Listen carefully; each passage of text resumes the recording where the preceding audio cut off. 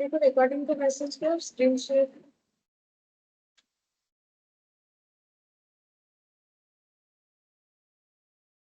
Yes ma'am. Yes ma'am.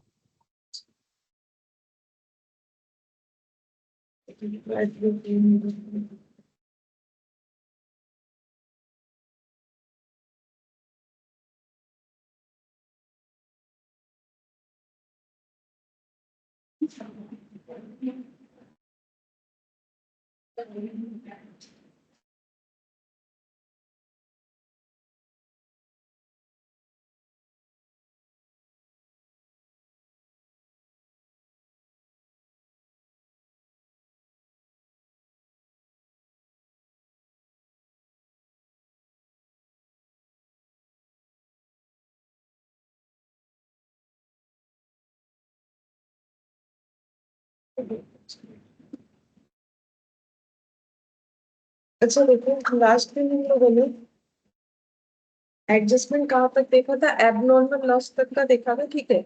और उसमें मैंने क्वेश्चन दिया था तुम लोग को, ठीक है, करने के लिए।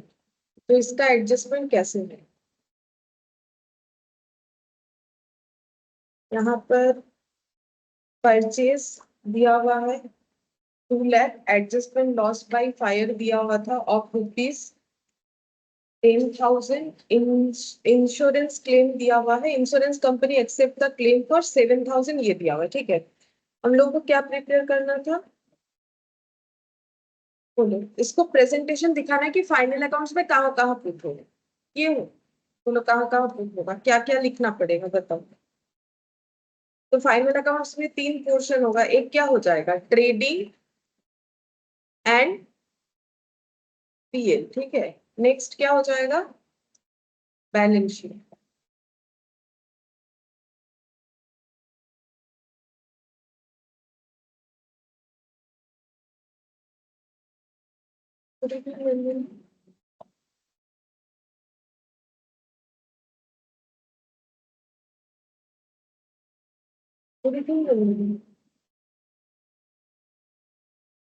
आवाज नहीं जा रहा है। देखो यहाँ पर परचेज, बोलो ये परचेज कहाँ लिखो, बोलो कहाँ, ट्रेडिंग अकाउंट, ठीक है। परचेज कहाँ लिखेंगे, ट्रेडिंग अकाउंट में कितना लिखना पड़ेगा, 2 लाख। अच्छा, और बाकी एडजस्टमेंट का बताओ। एडजस्टमेंट हमेशा 2 जगह पे होता है क्योंकि उसका एंट्री नहीं हुआ है तो हम लोग एंट्री करते हैं। तो लॉस बाय फायर ऑफ 10,000, अगर लॉस होगा, देखो एंट्री था loss by fire to purchase, loss होने से क्या होगा, स्टॉक रिड्यूस होगा, स्टॉक रिड्यूस होने से परचेज से क्या करेंगे, माइनस। तो यहाँ पर लेस करो, लेस, लेस क्या लिखना पड़ेगा बोलो, लॉस ऐसे लिखना पड़ता है बाय फायर बोल के, जितना अमाउंट था, कितना था बोलो तो 10,000। अच्छा 10,000 तो कितना आ जाएगा, 1,90,000। अच्छा और क्या था, और यहाँ पर इंश्योरेंस कंपनी ने क्लेम दिया है 7,000, बोलो फिर पीएल और बैलेंस शीट में क्या जाएगा,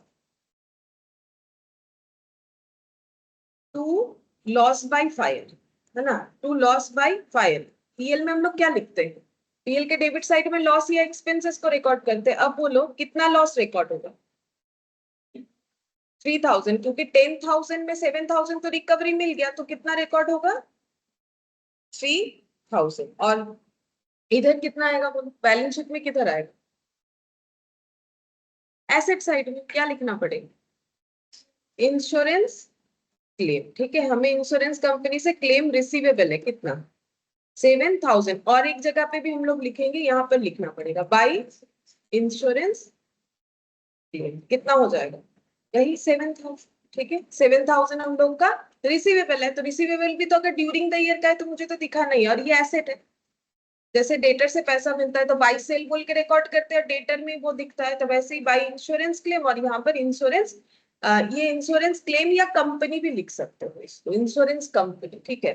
ये जो नाम है इसको ऐसे लिख सकते हो, इंश्योरेंस कंपनी, मेरा डेटर कौन है, इंश्योरेंस कंपनी मुझे ये पैसा प्रोवाइड करेगा, ठीक है। तो इस तरीके से होगा। अच्छा ये तो हम लोगों ने लास्ट दिन डिस्कस किया था, ये मैंने तुम लोग को एक होमवर्क दिया था करने के लिए। इसके बाद का हम लोग एडजस्टमेंट पढ़ेंगे बैड डेट, ठीक है। बैड डेट का एडजस्टमेंट कैसे होगा, अच्छा देखो बैड डेट का एडजस्टमेंट कैसे होगा,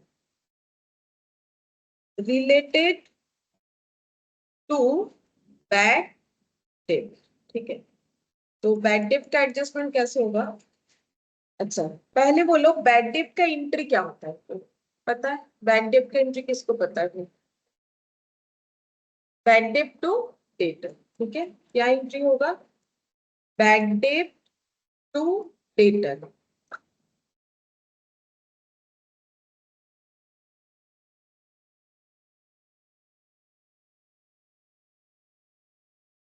good evening ma'am.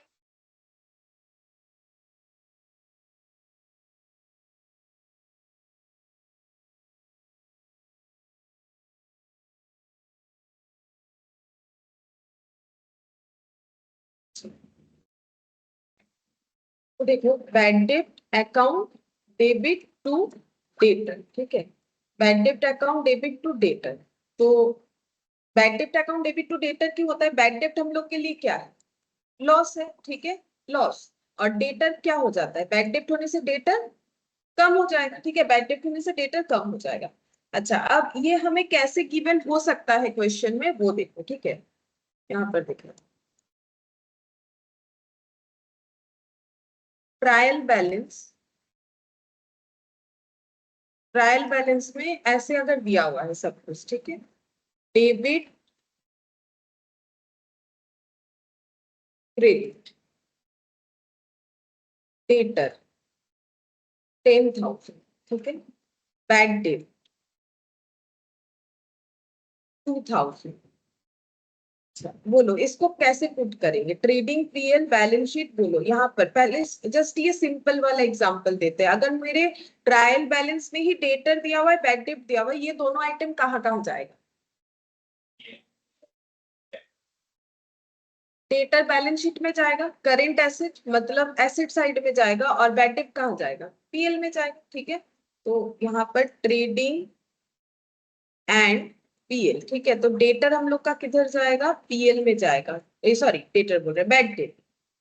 Bad debt हम लोग का पीएल में जाएगा। और यहाँ पर बैलेंस शीट में डेटर बोल के आएगा कितना? 10,000। ये सिंपल दिया था, इसमें मैंने ज्यादा कुछ दिया ही नहीं, ठीक है। अब इसका एक एक करके एडजस्टमेंट बढ़ाते हैं। ये सब तो ऑलरेडी रिकॉर्डेड है, हमें बस इसको अपने अपने जगह पे प्लेस करना था, ठीक है।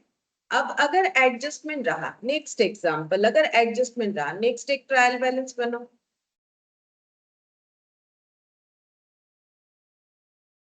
डेटर लिखते हैं उसमें 20,000, बैड डेट 5,000, और नीचे मैंने लिख दिया एडजस्टमेंट में बैड डेट फर्दर ब्रैकेट में, ठीक है। वैसे भी ये फर्दर ही है, नीचे दिया हुआ है 1,000। अच्छा, सबसे पहला बात है इसका मतलब क्या होता है? ये नीचे जब दिया हुआ है एडजस्टमेंट में, तो इससे एक बात क्लियर होता है कि इसका कोई एंट्री नहीं हुआ है, ठीक है। तो अगर इसका एंट्री नहीं हुआ है तो इसका एंट्री क्या होगा? ये वाला होगा। इसका एंट्री ये वाला होगा, बैड डेट टू डेटर, ठीक है। अब हम लोग इसको अगर लिखते हैं तो पहले देखो, हम लोग एक ट्रेडिंग पीएल और बैलेंस शीट दोनों बना लेते हैं। अब देखो कहाँ कहाँ जाएगा। हम यहाँ पर बनाते हैं ट्रेडिंग एंड पीएल, ठीक है, और इधर बना लेते हैं बैलेंस शीट। अच्छा बोलो, ये डेटर कहाँ जाएगा? बैलेंस शीट में जाएगा, ठीक है। एसेट साइड में जाएगा 20,000, ठीक है। और बैड डेट कहाँ जाएगा? यहाँ पर आ जाएगा टू बैड डेट बोल के, यहाँ पर 5,000 पीएल में जाएगा। अब बैड डेट फिर से हुआ, लेकिन इसका रिकॉर्डिंग नहीं हुआ था, तो इसका जर्नल क्या होगा? बैड डेट टू डेटर, अभी अभी लिखवाया, ठीक है। Bad debt to debtor. तो बैड डेट हो रहा है और मेरा बैड डेट डेबिट हो रहा है, मतलब बैड डेट को और भी बढ़ाना पड़ेगा। बैड डेट ऑलरेडी डेबिट हो रखा है, कितना? 5,000, और भी बैड डेट डेबिट कितना होगा? 1,000। तो हम लोग यहाँ पर क्या करते हैं? ऐड करके क्या लिखते हैं? फर्दर बैड डेट बोल के, ठीक है। ऐसे भी लिखते हो, बहुत बहुत से लोग क्या करते हैं 5,000 प्लस 1,000 करके टोटल भी लिख सकते हैं, वैसा भी लिखा जाता है, ठीक है। Further bad date, further bad debt यहाँ पर हो जाएगा 1,000, तो इधर कितना लिखेंगे? 6,000, ठीक है। ये अच्छा जगह है यहाँ पर, फर्दर बैड डेट ये हो गया मेरा 6,000, ठीक है। और क्योंकि ये देखो एडजस्टमेंट है तो दो जगह पे जाते हैं, तो एंट्री क्या हुआ? बैड डेट डेबिट, इसके वजह से मैंने डेबिट कर दिया टू डेटर, तो फिर डेटर से क्या करेंगे? लेस करना पड़ेगा। मतलब क्या है, मैंने 20,000 का डेटा रिकॉर्ड किया था तब, लेकिन मैंने 1,000 का बैड डेट रिकॉर्ड नहीं किया था क्योंकि वो बाद में हुआ। तो यहाँ पर मुझे बैड डेट फर्दर वाला लेस कर देना पड़ेगा 1,000। तो यहाँ पर कितना आ जाएगा 19,000। मतलब बहुत से लोग क्या होते हैं ना, इस बात पे कंफ्यूज हो जाते हैं, ये लेस नहीं हुआ, ये क्यों हुआ? तो ये तो ऑलरेडी लेस करके ही ये आया है, क्योंकि ये पूरा जर्नल लेजर बनने के बाद आया। तो 20,000 में बैड डेट ये वाला ऑलरेडी लेस करके 20,000 आया, लेकिन ये लेस नहीं हुआ। क्यों नहीं हुआ? क्योंकि ये तो बाद में पता चला है, ठीक है, ये रिकॉर्ड नहीं हुआ था, इसीलिए ओनली ये माइनस होगा। बहुत से लोग सोचते हैं ये फिर क्यों नहीं होगा, दोनों तो एक ही चीज है, ऑब्वियसली एक ही चीज है, लेकिन ये तो हो गया, तभी दोनों एक साथ ट्रायल बैलेंस के अंदर है। ये नहीं हुआ, इसीलिए ट्रायल बैलेंस के बाहर है, इसीलिए इसका इम्पैक्ट अभी दिखाना पड़ेगा। ठीक है, तो ये भी देखो हम लोग का सिंपल था एग्जाम्पल। थोड़ा सा इसको और भी बढ़ाते हैं प्रोविजन वाले क्वेश्चन के साथ, ठीक है। अच्छा, फिर से एक एग्जाम्पल लो, ट्रायल बैलेंस बनाओ, डेटर और बैड डेट लिखेंगे उसके अंदर। Trial balance,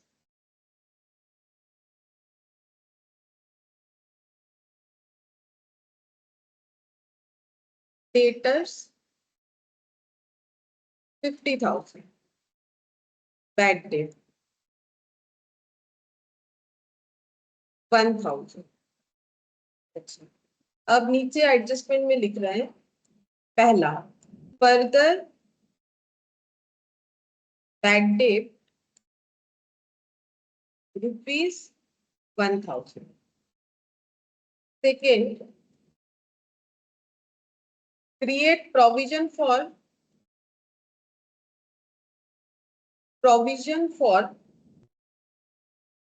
bad debt at the rate of 10%, ठीक है। अच्छा, तो पहला बात है कि प्रोविजन का मतलब क्या होता है, ठीक है। प्रोविजन का मतलब क्या होता है, उसके बाद ये एडजस्टमेंट करें। प्रोविजन का मतलब होता है फ्यूचर में कोई लाइबिलिटी ऑकर हो सकता है, उसके लिए आज से अगर हम लोग उसके लिए कुछ जमा कर रहे हैं, ठीक है। जैसे फ्यूचर, मुझे देखो बैड डेट का मतलब क्या होता है कि बैड डेट का मतलब है कि गारंटी मुझे और 1,000 रुपया नहीं मिलेगा। प्रोविजन का मतलब ये है कि ये मेरा बिजनेस का एस्टिमेशन है कि मेरा 10% डेटर बैड होता है, ये एस्टिमेशन है, ठीक है। कैसे एस्टिमेशन कर सकते हैं, सालों साल बिजनेस करते करते हमारे पास एक क्या हो जाता है, नॉलेज हो जाता है कि हाँ मेरे बिजनेस में इतना % बैड डेट होता है। सभी के बिजनेस में बैड डेट होता है, चाहे किसी भी तरीके का बिजनेस क्यों ना हो, ठीक है। तो यहाँ पर 10% का मतलब आउट ऑफ 100 ₹10 नहीं मिलता है, प्रोबेबली ऐसा होता है। तो ये लोग ये फर्दर इतना प्रोविजन जो है बना के रखना चाहते हैं। अब प्रोविजन करने का मतलब ऐसा नहीं है कि सचमुच का वो पैसा मुझे मिलेगा नहीं, ये डाउट है कि मिलेगा नहीं, ठीक है। अब नहीं मिला तो अलग बात है, मिल भी सकता है, ठीक है। अब इसका एडजस्टमेंट कैसे होगा, पहला बात है, बोलो प्रोविजन कहाँ से क्रिएट हो।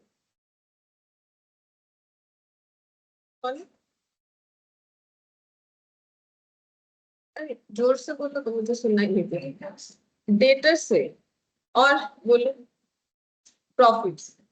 प्रॉफिट से, प्रोविजन कहाँ से क्रिएट करेंगे, प्रॉफिट से, ठीक है। मुझे अगर मेरा कोई भी लाइबिलिटी फ्यूचर में पे करने के लिए अभी से उसका पैसा मुझे बचाना है, तो पैसा कहाँ से बचाएंगे, प्रॉफिट से, ठीक है। तो इसका एंट्री क्या होता है, पीएल डेबिट टू क्या होता है, प्रोविजन, ठीक है। प्रोविजन, कोई भी चीज का प्रोविजन हो, अब यहाँ पर प्रोविजन फॉर बैड डेट है तो प्रोविजन फॉर बैड डेट लिखेंगे, ये एंट्री होना चाहिए। अच्छा, अब हम लोग इसको लिखते हैं, देखो कैसे होगा। तो पहले बना लो ट्रेडिंग पीएल और बैलेंस शीट, ठीक है। फाइनल अकाउंट्स में तो यही पॉइंट होता है, ट्रेडिंग एंड पीएल, और प्रिपेयर करना है हम लोग को बैलेंस शीट, ठीक है। अच्छा, सबसे पहले यहाँ ट्रायल बैलेंस में आएंगे, बोलो डेटर किधर लिखें, बैलेंस शीट के एसेट साइड, ठीक है। डेटर कितना हो जाएगा 50,000। अच्छा, अब देखो बैड डेट, बैड डेट कहाँ लिखेंगे, पीएल में, ठीक है। ट्रेडिंग में कुछ नहीं आएगा, to bad debt, bad debt कितना होगा 1,000। अच्छा, फिर देखो बोल रहा है फर्दर बैड डेट, बोलो बैड डेट का एंट्री क्या होता है, बैड डेट टू डेटर, ठीक है। तो बैड डेट को और भी बढ़ाना पड़ेगा, तो ऐड करो फर्दर बैड डेट 1,000, ठीक है। तो ये टोटल कितना हो जाएगा 2,000, ठीक है। ये वैसे इनर कॉलम में लिख के करते हैं, अभी तो मैंने ऐसे ही लिख दिया, तुम लोग जब लिखोगे इनर कॉलम में ऐड करके लिखना पड़ेगा। अच्छा, अब फर्दर बैड डेट का एंट्री हुआ, बैड डेट डेबिट वो तो कर दिया, टू डेटर होता है तो यहाँ से लेस करो, डेटर से लेस करो, टू डेटर होता है ना, एक एंट्री तो होता नहीं, एंट्री तो हमेशा something debit to something credit होता है। तो यहाँ पर क्या लिखोगे, फर्दर बैड डेट कितना हो जाएगा 1000 माइनस, तो कितना बचेगा, 50,000 से 1000 चले जाएगा तो 49,000, ठीक है। अच्छा, इसका मतलब क्या हुआ पता है, मेरा टोटल डेटर था 50,000, मुझे पता था कि मुझे 50,000 रुपीज मार्केट से रिकवर होने वाला है, लेकिन कंफर्म मुझे 1,000 रुपए का पता चला जो मुझे नहीं मिलेगा, बैड डेट का मतलब है कंफर्म नहीं मिलेगा, तो अभी मेरा रिसीवेबल कितना है 49,000। अब मेरा बिजनेस एक्सपीरियंस से डाउट है कि मुझे 10% फ्यूचर में नहीं मिल सकता है, उसके लिए हम प्रोविजन बनाना चाहते हैं। क्यों प्रोविजन बनाते हैं कि बाई चांस अगर हम प्रोविजन ना बनाए और आगे जाके मुझे 10% रिकवर नहीं हुआ तो वो मेरे लिए बिजनेस का जो लॉस होगा वो मुझे डाइजेस्ट करने में दिक्कत होगा, लेकिन यहाँ पर अगर हम पहले से ही प्रोविजन करके रखते हैं तो मुझे मेरे लॉस को राइट ऑफ करने के लिए एक पैसा मिल जाएगा। मतलब देखो, मेरे बिजनेस में लॉस होगा मुझे पता है, अब 10% एस्टिमेट है, अब 10% के वैल्यू से कम या ज्यादा हो सकता है, लेकिन अगर हम अभी से कुछ पैसा बचा के रखेंगे तो क्या होगा, जब ये सचमुच का लॉस होगा तो मेरे प्रॉफिट में जाके डायरेक्ट इंपैक्ट नहीं लगेगा, ठीक है, क्योंकि मेरे पास मैंने पहले से सेट असाइड कर रखा है। जैसे मान लो तुम लोग चाहते हो कि फ्यूचर में तुम लोग का पढ़ाई का जो भी खर्चा होगा उसका प्रोविजन करके रख रहे हैं माँ पापा, ठीक है, तो इससे क्या होगा, तुम लोगों का वो मतलब जब जब उनको कोई भी पेमेंट करने का जरूरत होगा, बड़ा अमाउंट जो भी होगा, तो उनके लिए वो क्या होता है, मान लो उन्होंने एक एडुकेशन के लिए तुम लोग का पूरा एक मतलब प्रोविजन करके ही रखा है, वो पैसा तो वहीं से निकालेंगे ना, डेली के लाइफ में जो पैसा मतलब जो खर्चा हो रहा है वहां से निकालने का जरूरत नहीं होगा, तो उसके लिए क्या होता है, एक सिक्योरिटी होता है। वैसे ही बिजनेस में भी किया जाता है, ठीक है। अब प्रोविजन कितना करना पड़ेगा, 10%, हमेशा याद रखो प्रोविजन वही सारे डेटर पे करना चाहिए जो डेटर से मुझे पैसा मिलेगा। 50,000 में 1,000 तो मुझे मिलेगा नहीं, ये कंफर्म है, तो फिर मुझे कितने पे प्रोविजन करना चाहिए, ऑलवेज जो पैसा मुझे रिसीवेबल है, करेंटली रिसीवेबल है 49,000, लेकिन इस पे भी मुझे डाउट है कितना परसेंट नहीं मिलेगा, 10% नहीं मिलेगा। एंट्री क्या होता है, PL debit to provision for doubtful debt, ठीक है। अच्छा, तो पीएल डेबिट होगा तो पहले यहाँ पर प्रोविजन क्रिएट कर, ठीक है, तो क्या लिखेंगे, to provision for doubtful debt. अब प्रोविजन करने का मतलब प्रॉफिट से उस अमाउंट को सेट असाइड करना, तो प्रॉफिट से अगर पैसा उठाएंगे तो प्रॉफिट कम होगा, इसीलिए पीएल डेबिट होता है, to provision for doubtful debt. आप कैलकुलेट किस पे करेंगे, ये 10%, बोलो किस पे कैलकुलेट करें, 49,000, क्योंकि डेटर का प्रोविजन है तो डेटर पे ही कैलकुलेट करेंगे ना, तो 49,000 का 10% कितना होगा, 4900, ठीक है, 4900 होगा। अब अगर हम ये मान के चल रहे कि मुझे फ्यूचर में 4,900 नहीं मिल सकता है, ये एक सिचुएशन, ये प्रोबेबिलिटी है, गारंटी नहीं है, जैसे ये तो नहीं मिलेगा, ये कंफर्म हो गया, लेकिन ये नहीं मिल सकता है, तो उस केस में मेरा डेटर को भी मुझे उतने से रिड्यूस करना पड़ेगा, तो हम यहाँ से कितना रिड्यूस करेंगे, प्रोविजन फॉर डाउटफुल डेट कितना हो जाएगा, 4,900 माइनस करके बोलो कितना आ रहा है, 44,100, मतलब करेंटली मेरा रिसीवेबल अमाउंट कितना निकल के आ रहा है, 44,100, ठीक है, 44,100, ऐसे करके करना पड़ेगा, ठीक है। तो इससे देखो हम लोगों को एक तो प्रोविजन क्रिएट करोगे तो PL debit to provision for doubtful debt होगा, और अगर हम लोग प्रोविजन करते हैं तो उस केस में हम लोग का डेटर भी क्या हो जाएगा, कम हो जाएगा, तो उसमें एंट्री देखो ये वाला, प्रोविजन फॉर बैड डेट या डाउटफुल डेट जो भी लिखो,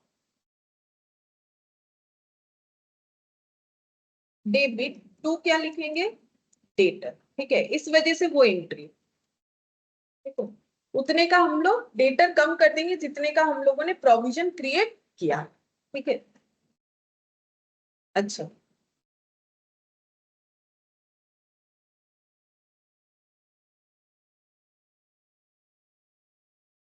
चलिए अब नेक्स्ट एक डिस्काउंट भी उसमें ऐड करते हैं, चलो provision for discount on debtor का पॉइंट भी ऐड करते हैं,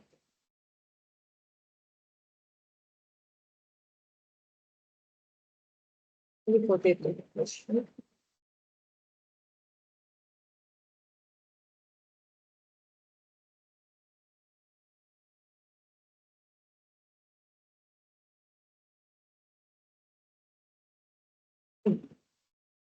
इसमें लिखो नेक्स्ट ट्रायल बैलेंस बनाओ।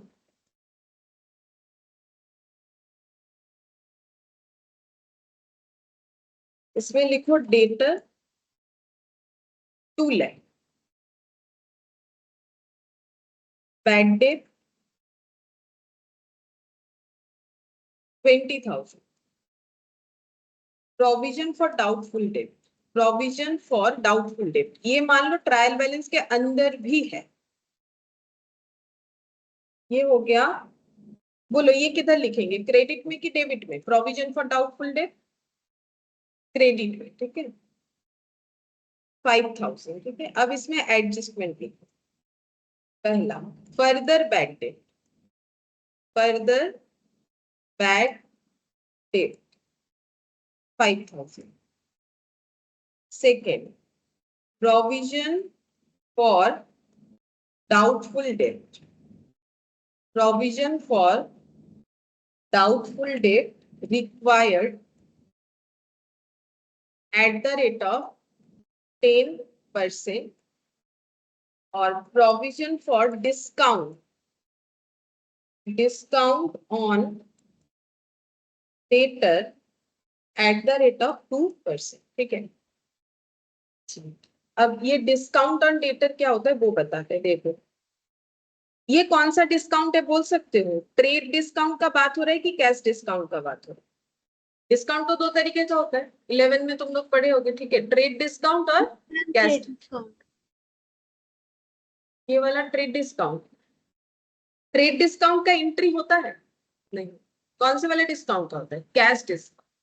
ये वाला कैश डिस्काउंट है, ठीक है। ट्रेड डिस्काउंट जो है वो सिर्फ हमारा परचेज प्राइस को कम कर देता है। जो तुम लोग डिस्काउंट अलाउड लिखते हो ना, वो कौन सा वाला लिखते हो? Cash discount. अब कैश डिस्काउंट कब मिलता है किसी को? कैश डिस्काउंट जो है अगर डेटर प्रॉम्प्ट पेमेंट करता है। प्रॉम्प्ट पेमेंट का मतलब है अर्ली पेमेंट। जैसे मान लो किसी को बोला है 1 वीक के अंदर पेमेंट करने के लिए, लेकिन उसने मान लो 5 दिन के अंदर पेमेंट कर दिया, तो क्या क्रेडिटर क्या बोलते हैं? ठीक है आपने अर्ली पे, देखो क्योंकि कोई अर्ली पेमेंट करना नहीं चाहते। अर्ली पेमेंट करने से बिजनेसमैन को फायदा है, क्योंकि उसके पास पैसा आएगा तो कैपिटल है, तो कैपिटल को इन्वेस्ट करेगा। तो इसीलिए डेटर को क्या दिया जाता है? डेटर को इसीलिए डिस्काउंट दिया जाता है। उसको हम लोग क्या बोलते हैं? ये वाला डिस्काउंट, ठीक है, कैश डिस्काउंट बोलते हैं प्रॉम्प्ट पेमेंट के लिए, ठीक है। अच्छा अब इसका देखो एंट्री कैसे होगा। अच्छा पहले ये फर्दर बैड डेट है, प्रोविजन पहले बनाओ ट्रेडिंग पीएल बैलेंस शीट, और फिर देखते हैं इसका इंपैक्ट कहाँ कहाँ आएगा। लिखो ट्रेडिंग एंड पीएल और बैलेंस शीट। अच्छा सबसे पहले यहाँ ट्रायल बैलेंस से देखना स्टार्ट करते हैं। डेटर को कहाँ लिखेंगे? एसेट साइड में 2 लाख, ठीक है। डेटर को एसेट साइड में 2 लाख लिख दिया। बैड डेट को कहाँ लिखेंगे? 20,000 पीएल में। ट्रेडिंग में तो कुछ नहीं आएगा। To bad debt, to bad debt यहाँ पर हो जाएगा 20,000। अच्छा अब यहाँ पर है प्रोविजन फॉर डाउटफुल डेट, ठीक है। अब इसको कैसे एडजस्ट करना पड़ेगा? अगर देखो इसका 2-3 तरीका होता है। एक तो तुम लोग, क्योंकि ये ओपनिंग बैलेंस है, देखो ये ऑलरेडी है, ठीक है, तो नॉर्मली डेटर को हम लोग एसेट साइड में क्यों लिखते हैं? क्योंकि वो एसेट होता है। तो प्रोविजन फॉर डाउटफुल डेट ये हम लोग का किधर जाना चाहिए? लाइबिलिटी में जाना चाहिए। तो इसको कहाँ लिखे? तो देखो इसको लिख भी सकते हो, देखो एक तो लिख भी सकते हैं, एक जो है डायरेक्ट एडजस्ट करने के बाद भी उसे दिखा सकते हैं, ठीक है। तो हम दोनों तरीके से ही दिखा देंगे, ठीक है। तो ये प्रोविजन फॉर डाउटफुल डेट, देखो इसका हम लोग एक अकाउंट ओपन करते हैं, देखो इसका क्या इम्पैक्ट आता है वो भी समझ लो। हम यहाँ पर लिख देते हैं प्रोविजन फॉर डाउटफुल डेट, ठीक है। अच्छा अगर हम लोग इसका एक इंडिविजुअली अकाउंट ओपन करें, जैसे तुम लोग कभी भी एसेट का अकाउंट ओपन करते हो, लाइबिलिटी का जो भी, तो इसका देखो ओपनिंग बैलेंस कितना है? 5,000। तो इसको किधर लिखोगे बोलो, डेबिट में कि क्रेडिट? तो इधर लिखो बाई बैलेंस बीटी, कितना लिखोगे? 5,000, ठीक है। अच्छा अब देखो प्रोविजन क्यों बनाया था, मुझे ये बोलो प्रोविजन क्यों बनाया था? ताकि बैड डेट को राइट ऑफ कर सको, ठीक है, बैड डेट को राइट ऑफ कर सको, इसीलिए प्रोविजन बनाया था, ठीक है। अच्छा इसको ना 2,000 कर, इसको 2,000, ये ज्यादा हो जाएगा। इसको 2000 कर दो, 20 के जगह बैड डेट को 2000। अच्छा, अब देखो, अगर मैंने प्रोविजन कर रखा था और मेरा बैड डेट हुआ है तो मुझे पहले क्या करना चाहिए? क्या उस प्रोविजन से ही पैसा लेना चाहिए बैड डेट को कम करने के लिए? क्योंकि उसी जैसे तुम लोग को एजुकेशन के लिए पैसा चाहिए, तो अगर एजुकेशन के लिए पहले से पैसा प्रोविजन किया हुआ है, मान लो 1 लाख रुपए प्रोविजन किया, तुम लोग को 80,000 चाहिए, तो कहाँ से लोगे? डे टू डे घर पे जो अर्निंग हो रहा है वहां से लोगे कि उस प्रोविजन से लोगे? प्रोविजन से लोगे, ठीक है। तो देखो मेरे पास प्रोविजन में कितना पैसा है, यहाँ पर 5,000 है, ठीक है। मेरा बैड डेट कितना हुआ है? पहले 2,000 और उसके बाद कितना हुआ है? 5,000, तो टोटल कितना हुआ है? 7,000, ठीक है। तो यहाँ पर अगर हम प्रोविजन का यूज कर रहे हैं तो प्रोविजन कम होगा। अगर हम प्रोविजन का यूज करें प्रोविजन कम होगा। तो प्रोविजन जब बनाया था तब क्या हुआ था? क्रेडिट। प्रोविजन जब बनाया था तब एंट्री क्या हुआ था? PL debit to provision. ये देखो, जब बनाया था तब एंट्री हुआ था पीएल टू प्रोविजन। अब जब इसका यूज करेंगे तब क्या एंट्री होगा? प्रोविजन टू बैड डेट, क्योंकि किसको राइट ऑफ करने के लिए यूज करेंगे? बैड डेट को। तो यहाँ पर हम लोग क्या लिखेंगे? टू बैड डेट, ठीक है। एक बार तो ये ट्रायल बैलेंस वाला लिख रहा है कितना? 2,000, ठीक है, जो ट्रायल बैलेंस के अंदर है। और एगेन एक बैड डेट हुआ है, ये देखो एगेन एक बैड डेट हुआ है, फर्दर बैड डेट 5,000, वो भी लिखते हैं यहाँ पर। फिर से लिखो टू बैड डेट, या फिर दोनों को एक साथ भी लिख सकते हो। यहाँ पर मैंने लिख दिया 5,000, ठीक है। अच्छा, बोलो क्या ये 7,000 इससे रिकवर करने के लिए कैपेबल है? ये अमाउंट 7,000 रिकवर करने के लिए नहीं। कितना रिकवर कर लेगा? 2,000 रिकवर कर लेगा। 5,000 में से कितना रिकवर कर लेगा? 3,000। फिर भी कितना बच जाएगा? 2,000, ठीक है। तो अब ये जो कम हो गया, जैसे मान लो तुम लोगों ने 1 लाख रुपए रखा था पढ़ाई के लिए, तुम लोग का खर्चा हो गया मान लो 1.5 लाख, तो 1 लाख तो वहां से ले लोगे, बाकी 50,000 कहाँ से लोगे? फिर करंट प्रॉफिट, करंट जो इनकम है घर पे, वहीं से लेना पड़ेगा। तो अगर मेरा प्रीवियस प्रॉफिट में, प्रॉफिट से मैंने 5,000 हटाया था कि बैड डेट हुआ तो यहाँ से यूज करेंगे, तो मेरा क्या हो गया? एस्टिमेशन कम पड़ गया, ठीक है। मेरा, मैंने 5,000 रखा था जबकि यहाँ पर कितना हो चुका है? 7,000, ठीक है। तो मेरा जो कम हो रहा है वो मुझे कहाँ से लेना पड़ेगा? पीएल से। तो पीएल से लेंगे तो पीएल कमेगा कि बढ़ेगा? अगर पीएल को यूज करेंगे लॉस को राइट ऑफ करने के लिए, तो पीएल क्या होगा? कम होगा कि ज्यादा होगा? कम होगा। तो कम होने से क्या होगा? डेबिट होगा कि क्रेडिट होगा? डेबिट होगा, ठीक है। तो इधर क्या आ जाएगा? बाई पीएल बोल के आएगा, ठीक है। बाई पीएल बोल के आएगा तो कितना आएगा? देखो बाई पीएल बोल के कितना आना चाहिए? कितना चाहिए तुम लोग को? 2,000। यहाँ पर ब्रैकेट में लिखो, अभी पूरा मत लिखना, ठीक है। ऐड हम बताते हैं, मुझे 2,000 चाहिए, लेकिन करेंटली देखो इन्होंने फिर से एक बात सोच रखा है कि इनको कितना प्रोविजन करना है अपनी डाउटफुल डेटर पे? 10% का प्रोविजन करना है, ठीक है, करेंटली, क्योंकि ये लोग हर साल प्रोविजन करते हैं। तो अगर फिर से प्रोविजन करेंगे तो प्रोविजन का क्लोजिंग बैलेंस आएगा। जैसे ये ओपनिंग बैलेंस है, प्रोविजन का क्लोजिंग बैलेंस इधर आएगा, जो न्यू प्रोविजन बनेगा उसका तो क्लोजिंग बैलेंस आएगा इतना, ठीक है। अब ये कितना प्रोविजन करना है बोला है? देखो कितना प्रोविजन करना है? 10%, ठीक है। अब 10% किस पे करोगे वो हम कैलकुलेट करके यहाँ पर दिखा रहे हैं अलग से। देखो यहाँ पर कैसे करके प्रोविजन का कैलकुलेशन होगा। सबसे पहले तो हमें डेटर पता करना पड़ेगा। बोलो डेटर कितना था? 2 लाख, ठीक है, डेटर हो गया 2 लाख। अच्छा, इसमें से क्या लेस करोगे? सबसे पहले ये तो ऑलरेडी लेस किया हुआ है 2,000। फर्दर बैड डेट क्या करेंगे? लेस करेंगे। पहले बैड डेट को लेस करेंगे कि कंफर्म है कि मुझे 5,000 नहीं मिलने वाला है, तो फर्दर बैड डेट लेस करो 5,000, कितना बचा? 1,95,000। ये कैसा डेटर है? इसमें गुड डेटर भी है बैड डेटर भी है, ठीक है। लेकिन अभी तक नहीं पता कौन गुड है कौन बैड है, लेकिन हम लोगों ने एक एस्टिमेट कर डाला। कितना एस्टिमेट किया? 10% डेटर क्या है? बैड हो सकता है। तो हम यहाँ से कितना लेस करेंगे?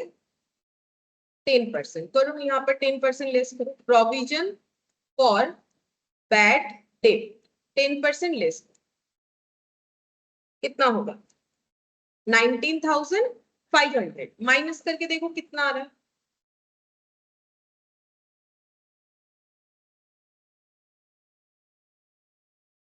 1,75,000। मुझे बोल सकते हो ये कौन सा डेटर है? देखो ये हो गया ओनली गुड, जिसपे कोई है?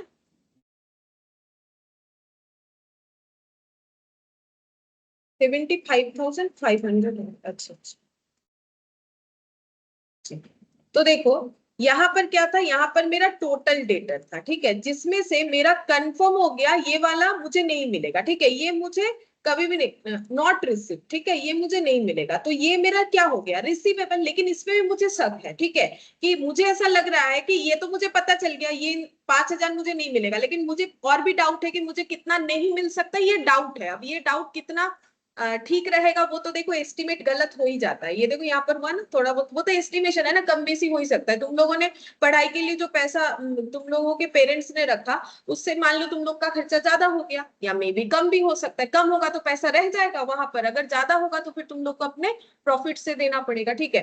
तो यहाँ पर क्या हो गया, 19,500 का प्रोविजन हुआ। इसका मतलब है कि अभी डाउट है कि इतना नहीं मिल सकता है। तो इसमें कैसा डेटर था बोलो तो, गुड प्लस बैड, क्योंकि इन पे हम लोग शक कर रहे हैं ना। कितना शक कर रहे हैं, 19,500। बट ये बैड डेट नहीं हुआ, मुझे लग रहा है कि इतने लोग पैसा नहीं दे सकते, इतना पैसा नहीं मिल सकता है। तो ये वाला क्या आ गया फिर, ओनली गुड।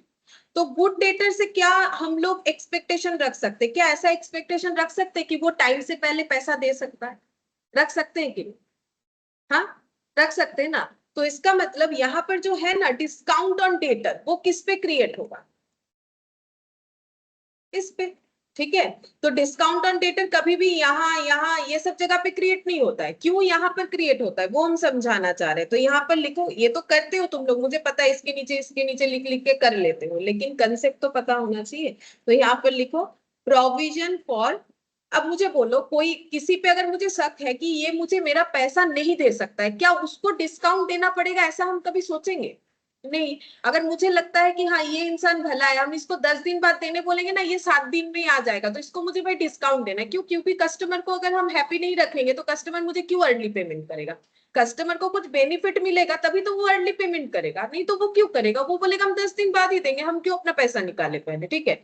लेकिन अगर कस्टमर को ऐसा लगता है कि इस सप्लायर को अगर हम 10 दिन के जगह 8 दिन पहले दे देते हैं तो ये मुझे कुछ छूट देगा, तो ही ना वो भी देगा। तो दोनों साइड से होता है ना, एक साइड से भलाई नहीं होता है, दोनों साइड से होता है। तो वैसे ही हो जाएगा provision for discount on debtor. अब बोलो कितना परसेंट लिया था मैंने क्वेश्चन में, 2%। तो 2% लगाओ, इसमें कितना होता है,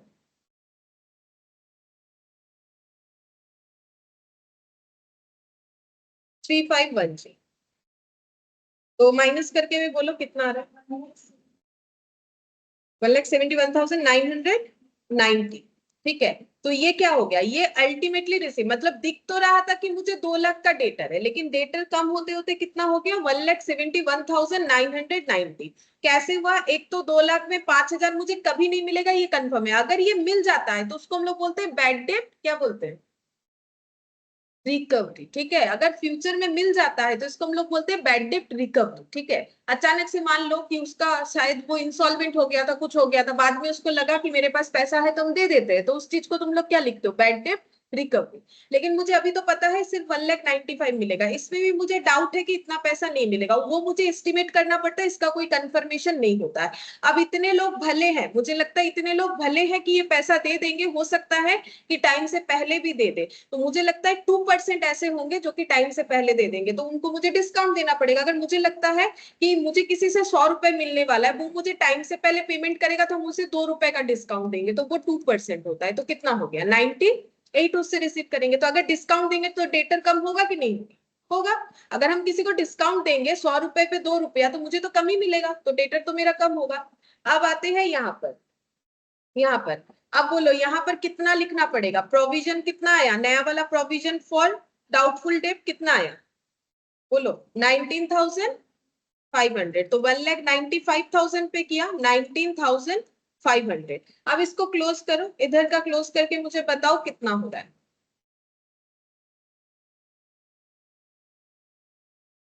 5 और 2 7, 7 और 26,500, ठीक है।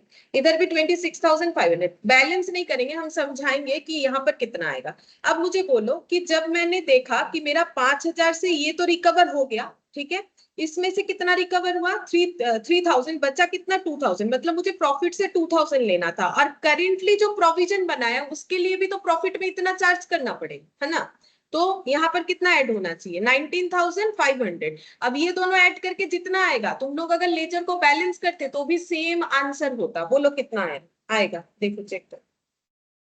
21 आ रहा है, 19 और 2 21,500। तुम लोग लेजर को बैलेंस करके देखना तो भी तुम लोग का उतना ही आने वाला है, 21,500।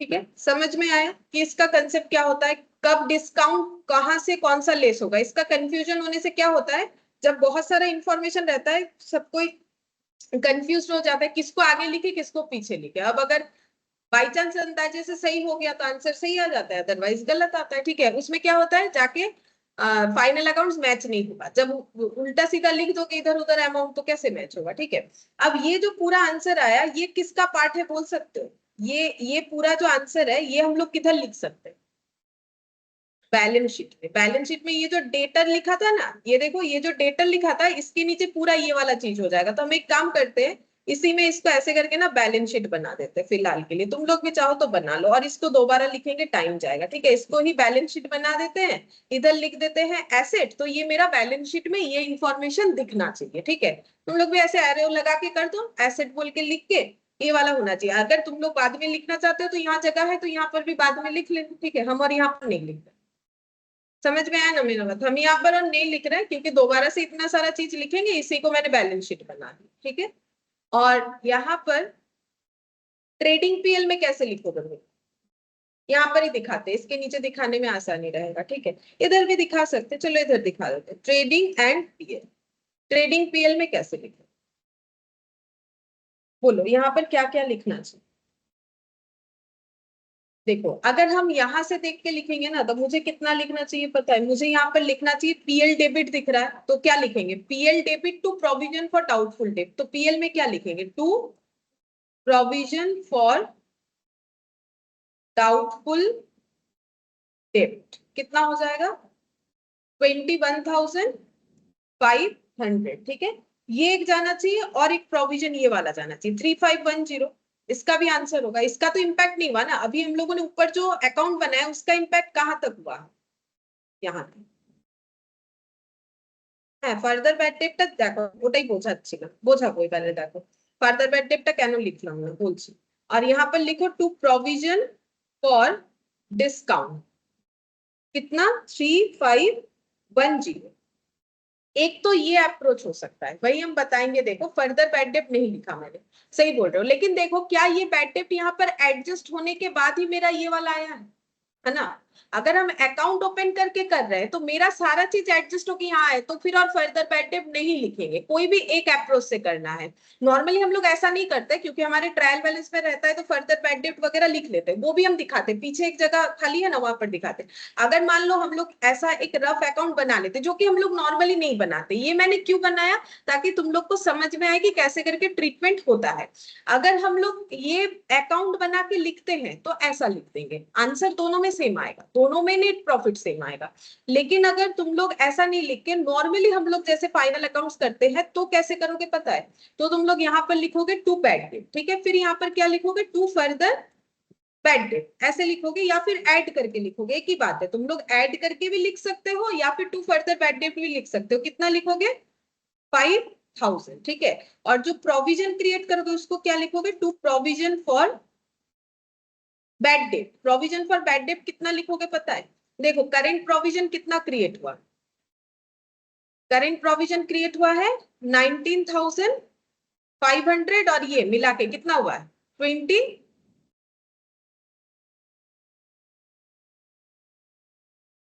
देखो यहाँ पर हम लोग का 19,500 होगा। ठीक है, ये देखो जो करेंट प्रोविजन हुआ है वो कितना हुआ है 19,500।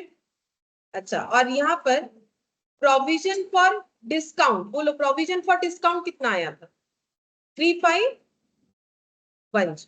ठीक है, तब हम लोग ऐसे लिखेंगे 3510। दोनों में देखो एक ही बात है, यहाँ पर ये वाला आ गया, यहाँ पर 19,500 हम लोगों ने लिखा है प्रोविजन फॉर बैड डेट, और यहाँ पर लिखेंगे बाई ये वाला। नहीं, ये तो मेरा एडजस्ट करके आया है, ठीक है, यहाँ पर लिखने से मुझे लिखना पड़ेगा मेरा 21,500 होना चाहिए ओवरऑल कैलकुलेशन होके। तो इधर टोटल करो तो 5 + 2 7, 7 और 19,000, 7,000 + 19,500, एक बार बताओ कितना होता है? 26,500। और इधर लिखो बाय प्रोविजन बोल के, ये जो करंट वाला था 5,000 को तो बोले 26,000 - 5,000 करो। देखो ये 21,500 इधर दिख रहा है, तो अब हम बताते हैं। देखो 21,500 मेरा इधर भी आएगा, कैसे आएगा?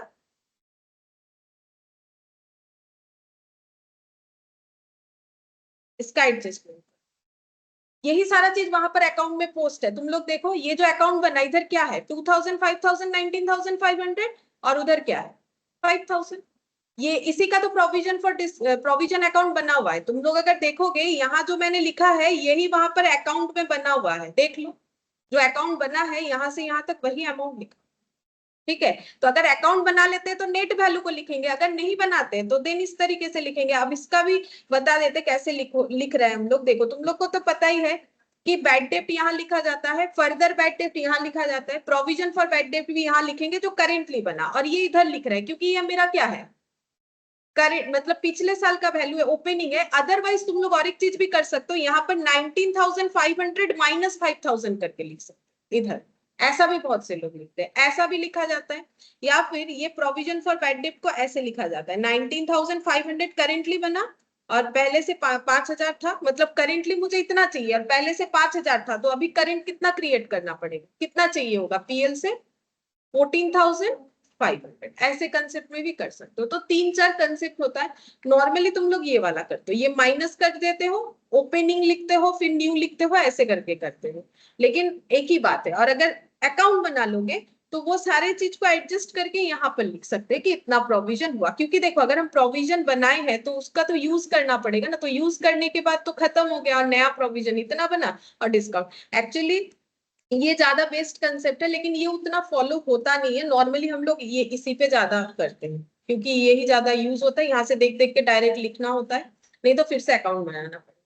तो जो भी मुझे ये कंसेप्ट बताना था तो मैंने बोला तुम लोग ये वाला कर सकते हो, जैसे करते हो वैसा ही कर दो, ठीक है, इसमें कोई प्रॉब्लम नहीं। तो समझ में आया? ठीक है, ये बात क्लियर हुआ ना, कैसे करके प्रोविजन कब लगेगा, डिस्काउंट ऑन डेटर कब लगाना चाहिए, ठीक है, ये सारे कंसेप्ट हमारे क्लियर होने चाहिए।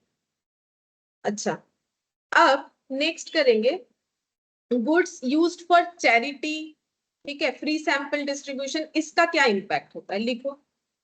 गुड्स यूज्ड फॉर, ठीक है, अगर चैरिटी पर्पस में यूज हो रहा है, या फिर सैंपल डिस्ट्रीब्यूशन होता है, सैंपल डिस्ट्रीब्यूशन, पर्सनल यूज, ठीक है।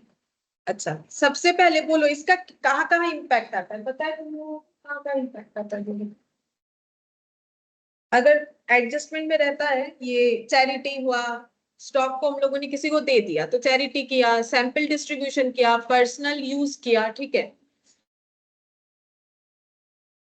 हाँ, परचेस से कम होगा, ठीक है। ट्रेडिंग में इसका एक ट्रीटमेंट होगा, उसमें हमें क्या करना पड़ेगा, देखो एक तो परचेस से कम करेंगे, परचेस से लेस कर देंगे, और क्या करना पड़ेगा, बोलो। अगर चैरिटी और सैंपल डिस्ट्रीब्यूशन है, देखो अगर चैरिटी, दो एडजस्टमेंट होगा ना, अगर ये एडजस्टमेंट में हुआ तो दो जगह जाएगा कि नहीं जाएगा। तो पहले बोलो, अगर हम किसी को चैरिटी के तौर पे मेरा जो स्टॉक है दुकान का वो दे रहे हैं तो मेरा स्टॉक तो कम होगा, और साथ साथ क्या होगा, एक्सपेंस या लॉस, जो भी बोलो इसको, ठीक है। मतलब चैरिटी को तो हम लोग लॉस बोल नहीं सकते हैं, कुछ भी मानो, ठीक है, मतलब देना तो है, कहीं पर एक ट्रीटमेंट तो देना पड़ेगा, तो एक बार तो एक्सपेंस मान ही सकते हैं ना, ठीक है। चैरिटी किया तो खर्चा तो हुआ, तो वो कहाँ पर जाएगा, हाँ पीएल में जाएगा। चैरिटी और सैंपल डिस्ट्रीब्यूशन है तो ये मेरा कहाँ पर जाएगा, प्रॉफिट एंड लॉस अकाउंट में लिखते हैं, ठीक है। और अगर पर्सनल यूज के वजह से हुआ, हाँ पर्सनल यूज हुआ तो कैपिटल से तुम लोग क्या बोल के लेस करते हो, हाँ लेस कर देते हो ड्रॉइंग्स बोल के। तो देखो ये तीन आइटम का दो जगह पे एडजस्टमेंट होता है। अगर पर्सनल यूज हुआ तो परचेज से लेस तो सभी आइटम होगा, चैरिटी भी होगा, सैंपल डिस्ट्रीब्यूशन भी होगा, पर्सनल यूज हो, जो भी हो, जैसा भी स्टॉक हो, परचेज से ये तीनों चीज ही लेस होगा, तीनों तरीके का आइटम ही लेस होगा। लेकिन अगर चैरिटी सैंपल डिस्ट्रीब्यूशन है तो कहाँ दिखाएंगे? पीएल में। और अगर पर्सनल यूज के लिए स्टॉक ड्रॉ किया है तो फिर कहाँ दिखाएंगे? ड्रॉइंग्स बोल के कैपिटल से हमें क्या करना पड़ेगा? लेस करना। ठीक है, कैपिटल से हम लोग इसे लेस करते हैं। अच्छा, और एंट्री क्या होता है पता है? चैरिटी सैंपल डिस्ट्रीब्यूशन या ड्राइंग्स जो मतलब पर्सनल यूज के लिए स्टॉक निकाल रहे हैं उसका एंट्री क्या होता है? ये तो यहां से देख के तो एंट्री बता सकते। हाँ, ड्राइंग्स चैरिटी सभी का सेम ही होगा ना, ड्राइंग्स चैरिटी या फिर सैंपल डिस्ट्रीब्यूशन डेबिट टू क्या हो जाएगा? परचेस। ठीक है, इसके बाद एक ऐसे हो जाएगा पीएल अकाउंट डेबिट टू क्या हो जाएगा? टू इसमें दो दो आइटम आ जाएगा, कौन सा? चैरिटी और सैंपल डिस्ट्रीब्यूशन। ठीक है, और जो कैपिटल वाला हुआ उसमें कैसे होगा बोलो? Capital account debit. कैपिटल तो क्रेडिट आइटम है, कैपिटल कम हो जाएगा तो डेबिट होगा, टू क्या हो जाएगा? ड्रॉइंग्स। ये एंट्री होता है। ठीक है, इसी के बेसिस पे यहाँ पर इम्पैक्ट आ रहा है। अच्छा, ठीक है, चलो एक एग्जांपल देते हैं, करके बताओ मुझे। ट्रायल बैलेंस बनाओ छोटा सा। परचेज, परचेज 50,000, चैरिटी 10,000, एडजस्टमेंट पहला, goods used as free sample ₹1,000, second goods withdrawn for personal use ₹3,000। बस इतना दिया हुआ है, तुम लोग को बताना है ट्रेडिंग पीएल और बैलेंस शीट में कैसे आएगा वो बताना। ट्रेडिंग पीएल और बैलेंस शीट में कैसे दिखेगा वो बताना।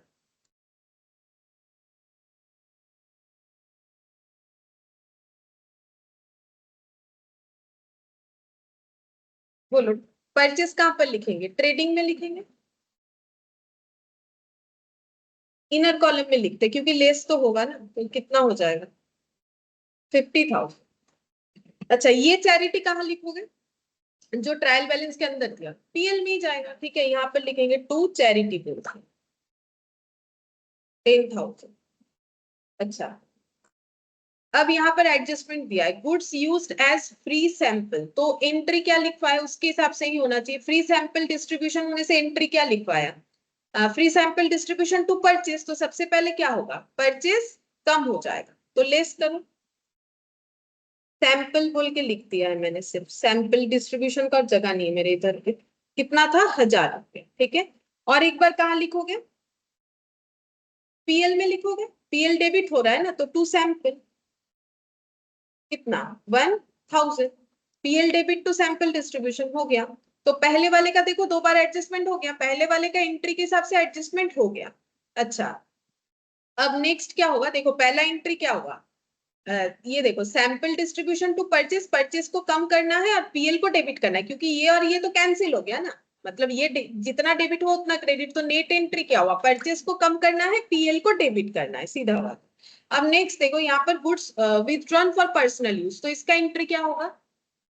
इसमें भी तो पहले परचेस मतलब गुड्स विथड्रॉन मतलब ड्रॉइंग्स टू परचेस होगा, तो परचेस से लेस होगा, तो यहाँ पर ड्रॉइंग्स बोल के लिखना पड़ेगा। परचेस में ड्रॉइंग्स बोल के कितना लिखोगे? 3,000। ठीक है, फिर इसका कैलकुलेट करके आउटर में अमाउंट लिखना पड़ेगा। तुम लोग चाहो तो लिख सकते हो, मेरे यहाँ पर जगह नहीं है तो हम नहीं लिख रहे। ठीक है, अच्छा, अब इसका दूसरा एडजस्टमेंट कहाँ जाएगा? कैपिटल से लेस होगा। मैंने यहाँ पर कैपिटल का बैलेंस दिया नहीं है, फिर भी कैपिटल जो भी अमाउंट रहा होगा मैंने यहाँ पर एक एक्स लगा दिया है, कुछ भी एक समथिंग अमाउंट होगा उससे तुम लोग को क्या करना है, ड्रॉइंग्स को करना है लेस, और ड्रॉइंग्स है हम लोग का यहाँ पर 3000, फिर जो अमाउंट आएगा वो आंसर आएगा, ठीक है।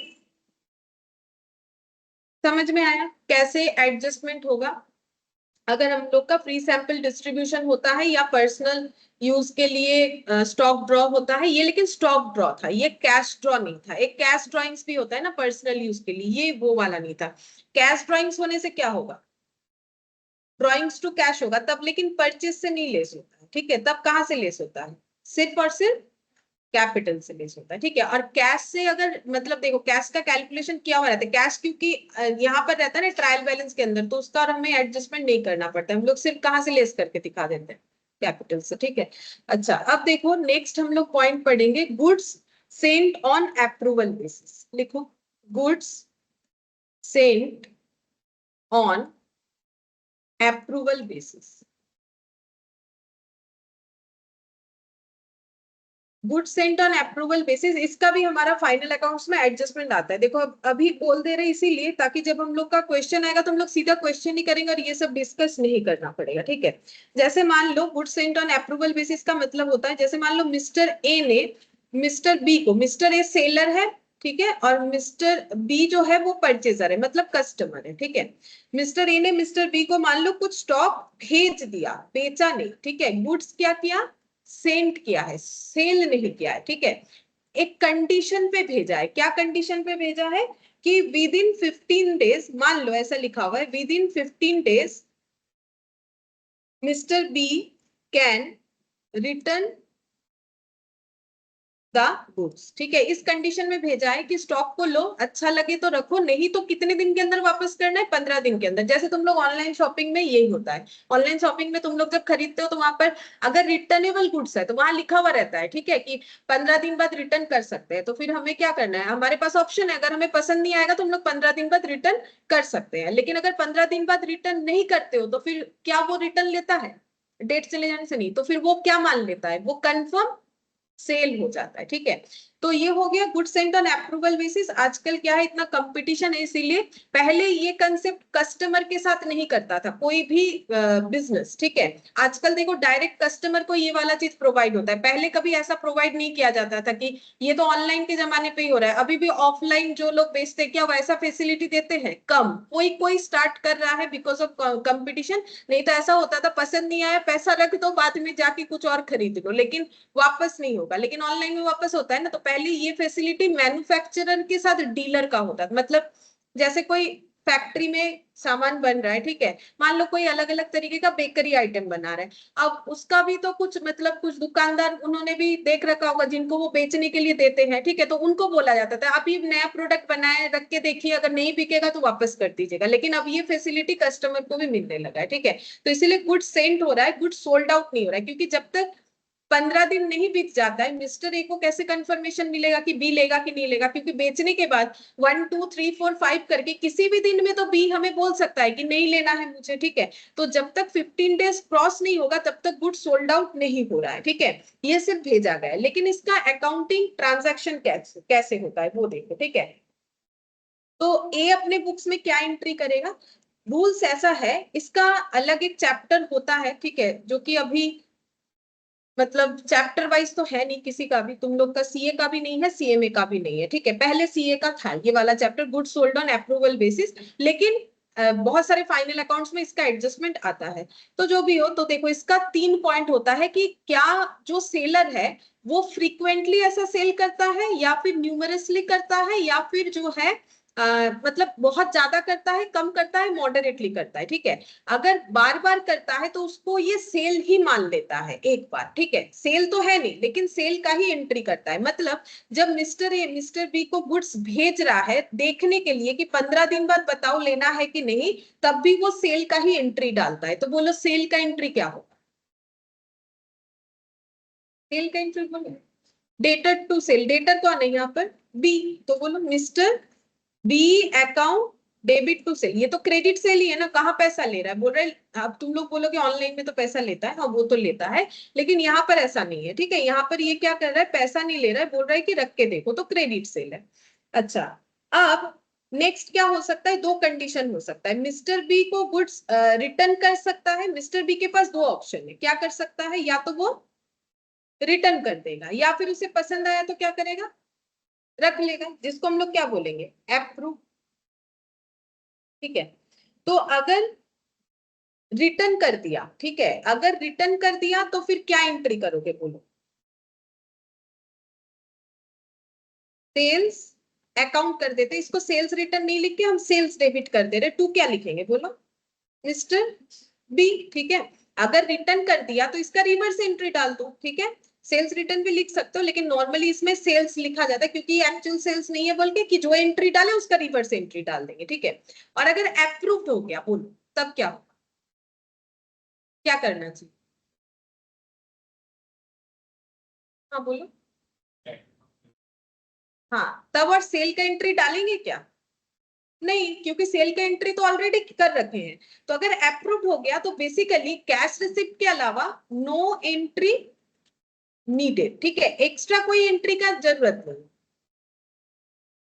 फिर जब कैश रिसीव करेंगे तब एंट्री जरूर करेंगे, लेकिन हम जस्ट ये बता रहे कि रिटर्न होगा तो इसका रिवर्स एंट्री डालना है, अगर रिटर्न नहीं होगा तो मुझे कोई एंट्री करेंटली नहीं करना है, जब पैसा रिसीव करेंगे तब हम कैश रिसिप्ट का एंट्री पास करेंगे। ठीक है, no entry needed when cash receipt,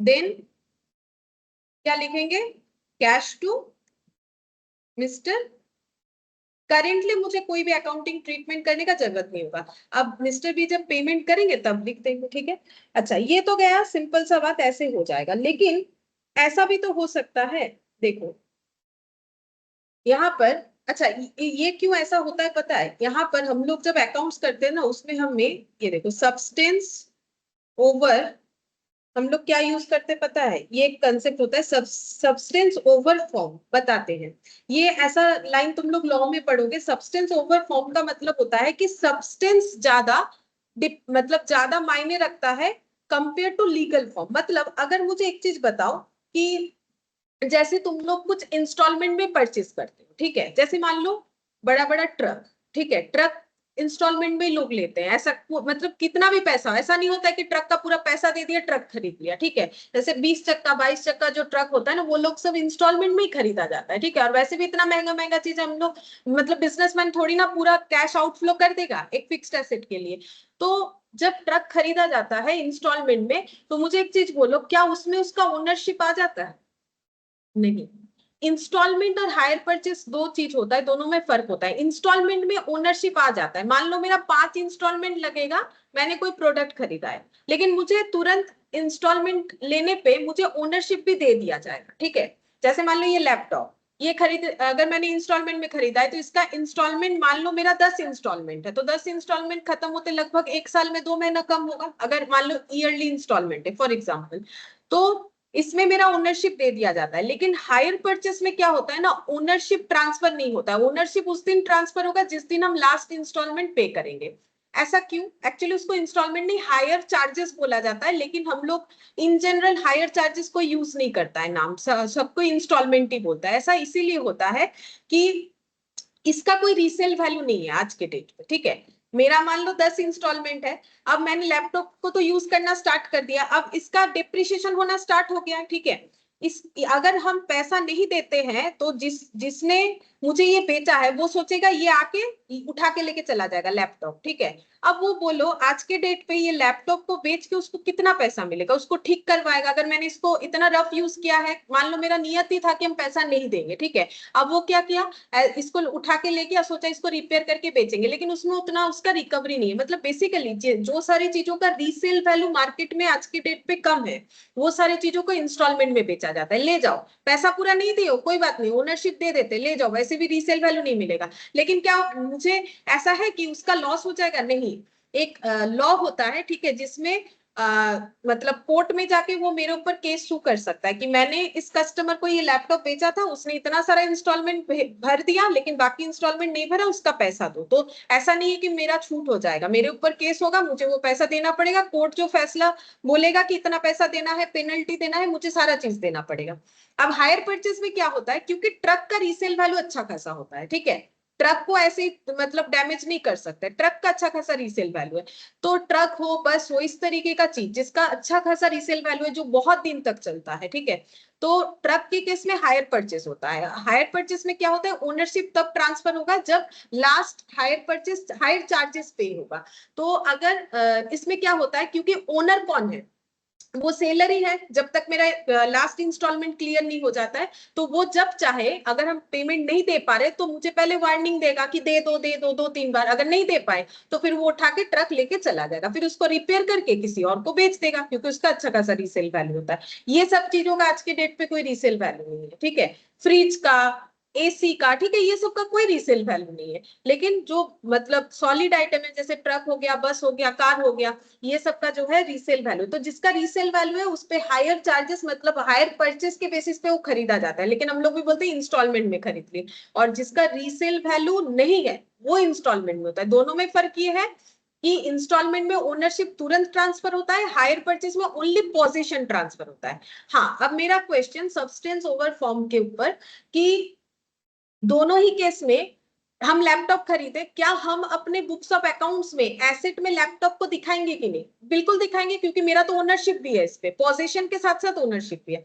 अब जिसने ट्रक खरीदा, मानो मैंने ही ट्रक खरीदा है हायर परचेस में, लेकिन मेरा तो ओनरशिप है नहीं ट्रक के ऊपर, तो क्या मुझे ट्रक एसेट, मेरे बैलेंस शीट में एसेट में ट्रक दिखाना चाहिए कि नहीं दिखाना चाहिए? क्या लगता है तुम लोग? जो लोग ट्रक खरीदा है, जो बिजनेसमैन ट्रक खरीद लिया, मान लो उसका इंस्टॉलमेंट 10 साल का है, ठीक है, मान लेते हैं, तो क्या वो ट्रक पे ट्रक का चार्ज नहीं करेगा? मतलब ट्रक को एज ए एसेट अपने बुक्स ऑफ अकाउंट्स में दिखाएगा या नहीं दिखाएगा, क्योंकि उसका ओनरशिप नहीं? क्या लगता है तुम लोग? मतलब कुछ तो लगता होगा, बोलो। दिखाएगा, ठीक है, क्यों? उसको डेप्रिसिएशन चार्ज करना है ना, डेप्रिसिएशन तो उस पर लग रहा है, तो वो डेप्रिसिएशन को पीएल में चार्ज नहीं करेगा, उसका टैक्स नहीं ज्यादा लगेगा? बोलो, वो तो पैसा भर रहा है ना, तो फिर उसको वो फैसिलिटी मिलना चाहिए। तो लीगली ट्रक किसका है? सेलर का। लेकिन अगर सब्सटेंस देखो, मतलब चीज, ठीक है, मेटेरियल किसके पास है? परचेजर के पास। तो इसीलिए बोलते हैं सब्सटेंस ओवर लीगल फॉर्म, ठीक है। यहाँ पे लीगलिटी मायने नहीं रखता है, किसी किसी केस में लीगलिटी मायने नहीं रखता है कि ओनर वो है, ठीक है। लीगलिटी मायने नहीं रखता है, क्या मायने रखेगा? मेरे प्रोडक्ट किसके पास है, ठीक है। तो उस बेसिस पे ट्रांजैक्शन होता है। तो जब सेलर बेच देता है तो वो थोड़ी ना उस ट्रक पे डेप्रिसिएशन लगाएगा, ट्रक तो यूज हो रहा है, तो डेप्रिसिएशन कौन लगाएगा? जो यूज करता है। तो ये जो सब्सटेंस ओवर फॉर्म है, उसका मतलब वही होता है, ओवर लीगल, ठीक है। मतलब यहाँ पर कुछ कुछ केस में लीगलिटी मायने नहीं रखता है, सब्सटेंस मायने रखता है, ठीक है। अच्छा चलो, अब देखो नेक्स्ट हम लोग, ये तो समझ में आया। अब देखो यहाँ पर और एक कंडीशन हो सकता है, जैसे मान लो कि मिस्टर ए ने सेल किया था 20 मार्च को, ठीक है, और 5 अप्रैल को क्या था, फाइनल डेट फॉर अप्रूवल, ठीक है। मतलब मिस्टर बी को कौन से डेट के अंदर बता देना है? 5 अप्रैल के अंदर बता देना है कि प्रोडक्ट लेना है कि नहीं लेना है, ठीक है।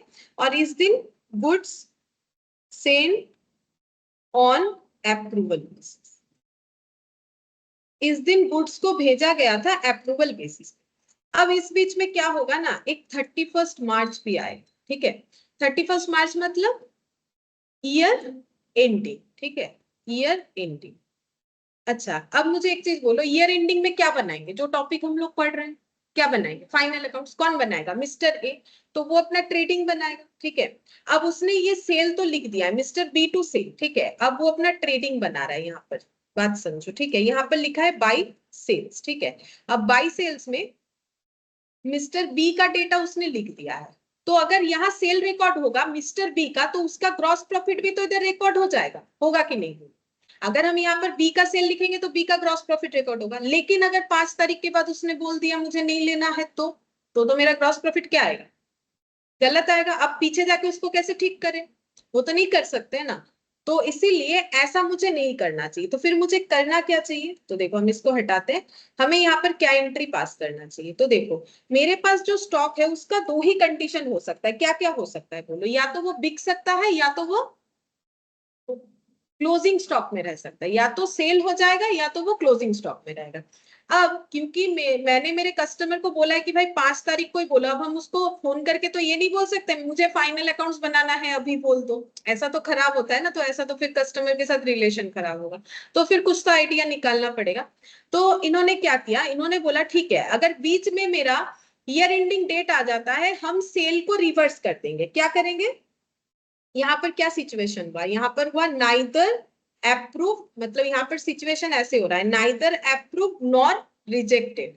अब इनको कुछ करना पड़ेगा, मतलब इनको तो पता ही नहीं है ना कि अप्रूव्ड होने वाला है कि रिजेक्ट होने वाला है, तो ये क्या करेंगे, तो ये यहाँ पर सेल एंट्री को रिवर्स करेंगे। तो बोलो ये पहला एंट्री क्या करेंगे पता है, सेल्स टू मिस्टर बी, ठीक है, पहले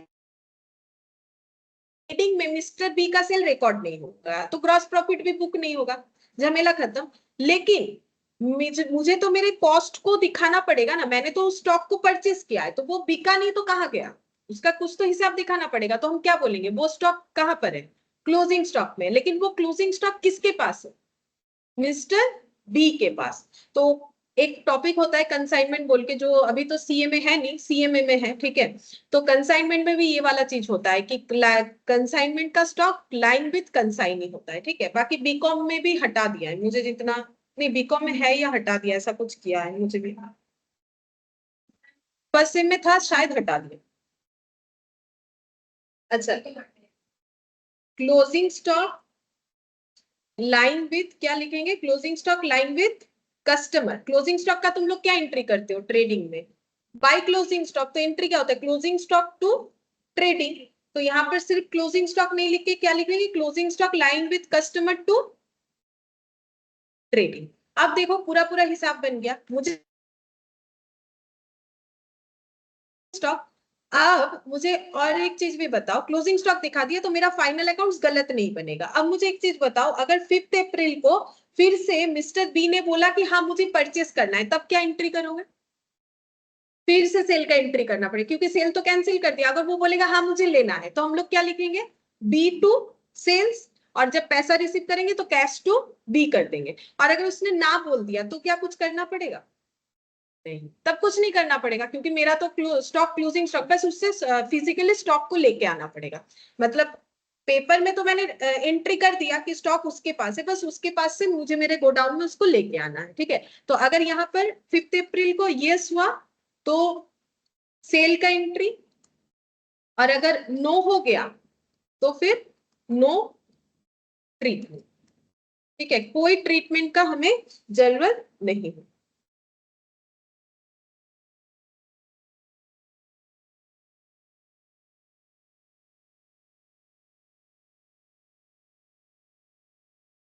अच्छा, अब इस पे कैलकुलेशन देते हैं, एक ट्रायल बैलेंस बनाओ, देखो कर पाते हो कि नहीं जो हम लोगों ने सीखा। Purchase, debtor, sales. परचेज में लिखो 1 लाख, डेटर में लिखो 40,000, सेल्स में लिखो 2 lakh. Goods sold on approval basis of ₹10,000, profit 20% on cost, ठीक है, प्रॉफिट 20% ऑन कॉस्ट। अच्छा, अब ये एडजस्टमेंट तुम लोग को दिखाना है, ठीक है। तो कहाँ दिखाएंगे, फाइनल अकाउंट्स में, तो ट्रेडिंग पीएल और बैलेंस शीट बना, ट्रेडिंग एंड पीएल और बैलेंस शीट।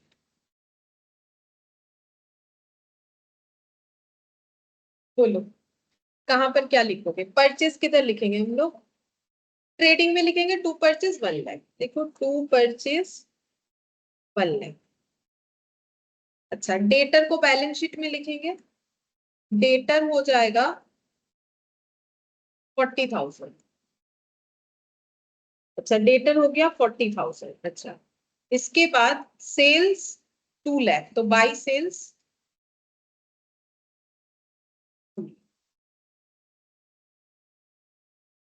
अच्छा, अब बोला है good sold on approval basis of 10,000 profit 20% on cost. ठीक है, तो अगर हम लोगों ने अप्रूवल बेसिस पे सेल कर दिया है और ये पॉइंट हम इस तरीके से दे रहे हैं कि मान लो फाइनल अकाउंट्स बनाना होगा और अभी तक हमें अप्रूवल नहीं मिला है। ठीक है, यहाँ पर लिख देते हैं steel neither approve nor sold out,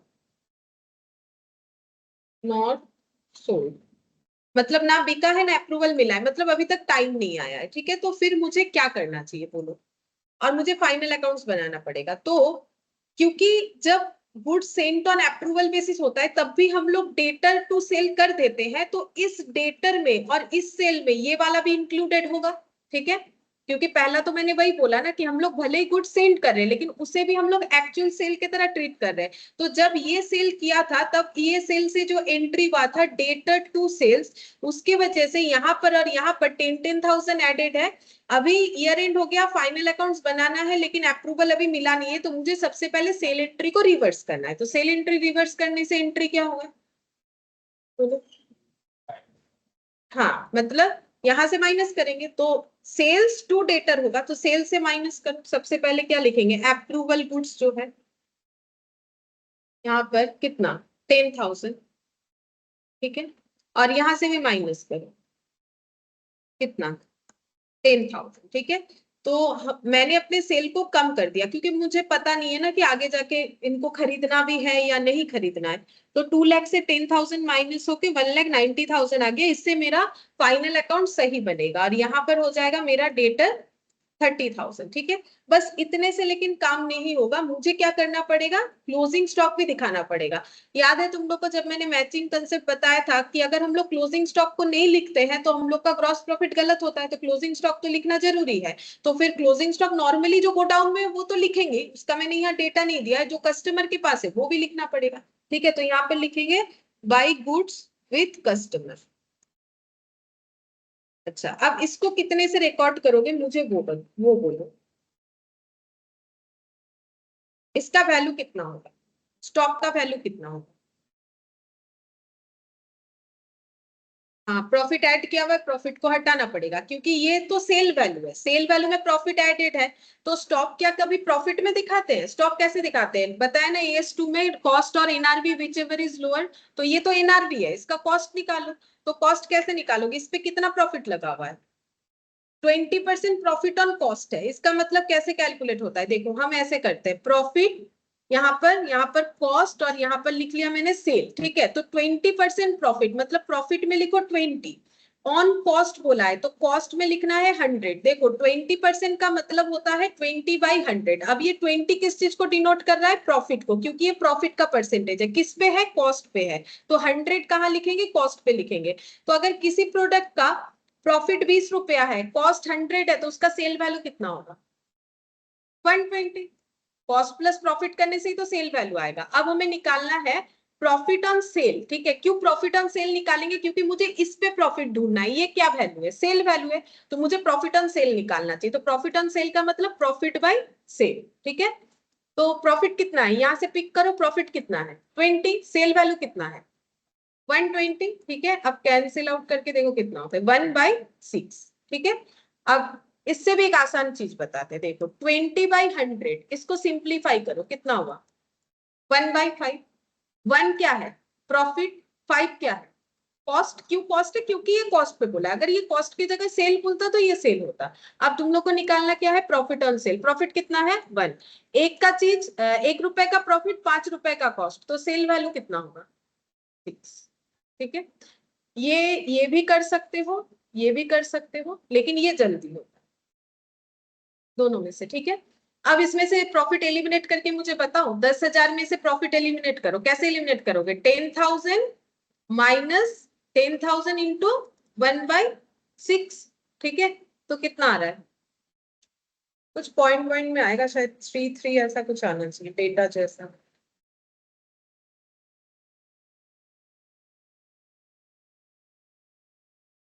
10,000 divided by 6, 1666 minus 10,000 मतलब 8333 ऐसे आ रहा है, देखो 8333, ठीक है। तो ये क्या हो गया, कॉस्ट निकल गया। तो अब यहाँ पर कितना लिखोगे, ये जो ट्रेडिंग में लिख रखे हो गुड्स विथ कस्टमर, कितना लिखोगे 8333, ठीक है। और इसका एडजस्टमेंट कहाँ से दिखाना पड़ेगा, और एक बार कहाँ दिखाओगे, ये क्लोजिंग स्टॉक यहाँ लिखा जाता है, और एक बार कहाँ लिखेंगे, बैलेंस शीट में लिखेंगे ना। तो लिखो गुड्स विथ कस्टमर 8333, ये क्लोजिंग स्टॉक को भी हमें यहाँ पर लिखना पड़ेगा, जैसे तुम लोग फाइनल अकाउंट्स का क्लोजिंग स्टॉक लिखते हो, ठीक है। अब नेक्स्ट लिखो म्यूचुअल डेटर क्रेडिटर, ये भी एडजस्टमेंट रहता है, म्यूचुअल डेटर क्रेडिटर।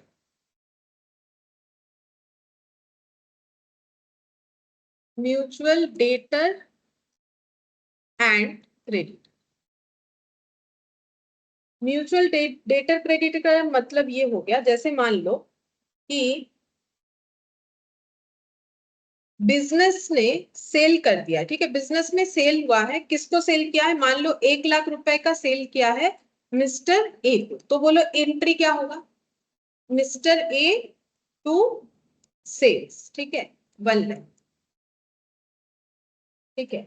और सेम बिजनेस में मिस्टर ए से परचेज भी हुआ है, मान लो सेम बिजनेस ने क्या किया है, मिस्टर ए से परचेज भी किया, परचेज कितने का, मान लो 20,000 का, तो एंट्री क्या करेगा, ये बिजनेस एंट्री क्या करेगा, परचेज टू ए 20,000, ठीक है।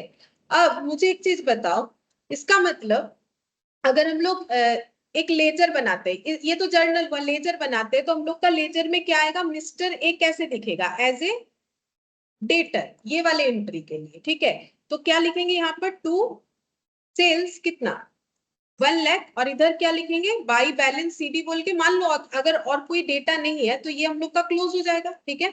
और वही मिस्टर ए हम लोग का कैसे दिखेंगे, इधर क्रेडिटर भी दिखेंगे, मतलब मिस्टर ए का 2 लेजर बनेगा, एक एज ए डेटर एक एज ए क्रेडिटर, क्योंकि ए से परचेज भी किया है और ए को सेल भी किया है। तो यहाँ पर क्या हो जाएगा, बाई परचेज, ठीक है, कितना 20,000, तो यहाँ पर टू बैलेंस सीडी 20,000, ये कंडीशन हो रहा है, ठीक है। अच्छा, अब मुझे एक चीज बोलो कि फिर नेट जो है अमाउंट रिसीवेबल होगा कि पेबल होगा, ए को, ए को बेचा है 1 लाख का चीज, ए से खरीदा है 20,000 का चीज, तो बोलो मुझे मतलब इस बिजनेस को ए को देना है पैसा या ए से लेना,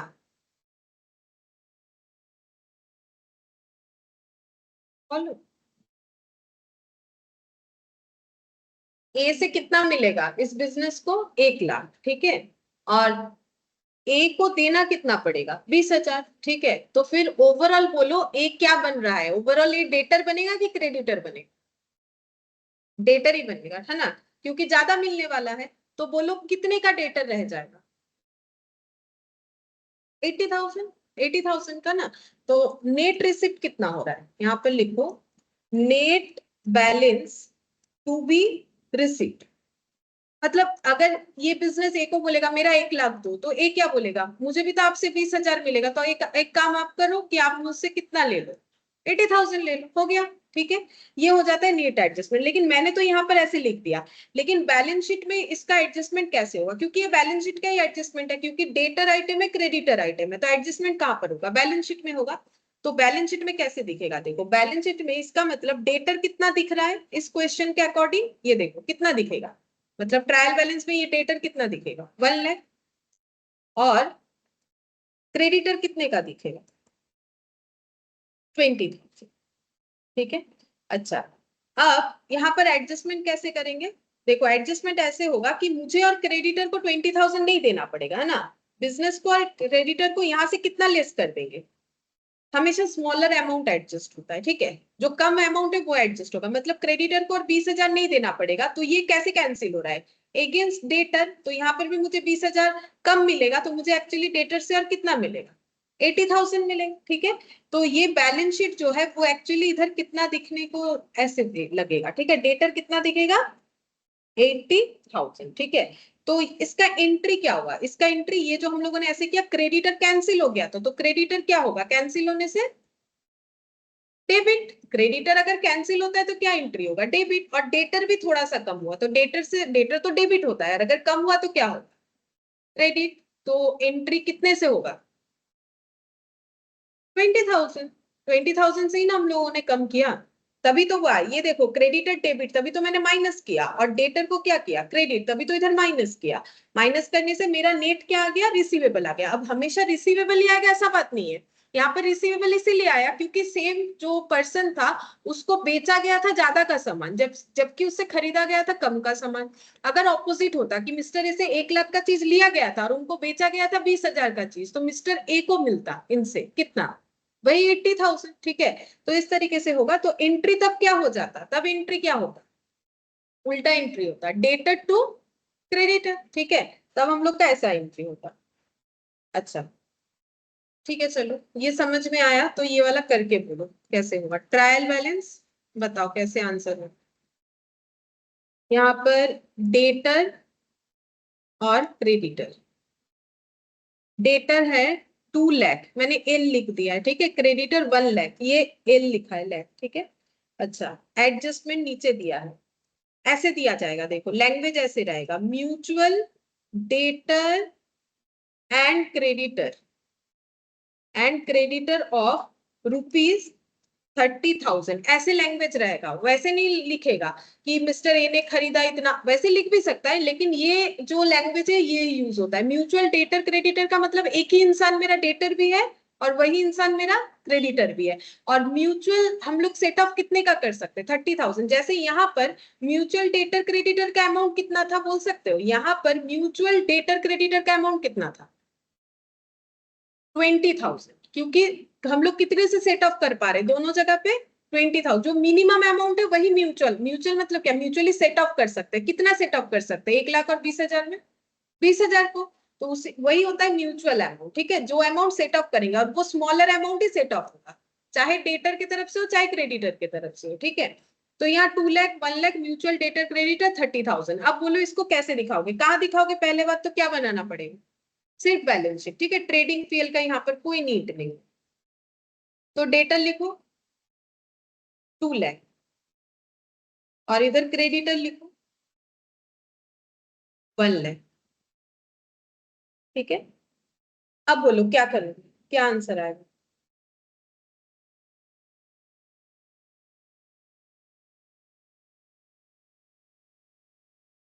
हाँ माइनस होगा, कितना होगा बोलो, माइनस 30,000। लिखना क्या पड़ता है, लिखना पड़ता है म्यूचुअल सेट ऑफ, ठीक है, ऐसे लिखना पड़ता है, म्यूचुअल सेट ऑफ। इधर भी लिखोगे म्यूचुअल सेट ऑफ। अच्छा, कितना अमाउंट लिखेंगे, 30,000, दोनों साइड ही सेम अमाउंट होता है, ठीक है। तो इधर क्रेडिटर फिर कितना बचेगा, 70,000, और इधर डेटर कितना बचेगा, 1,70,000, ठीक है।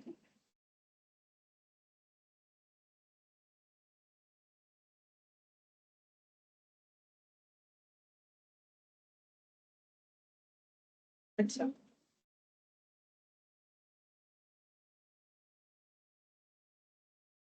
अब यहाँ पर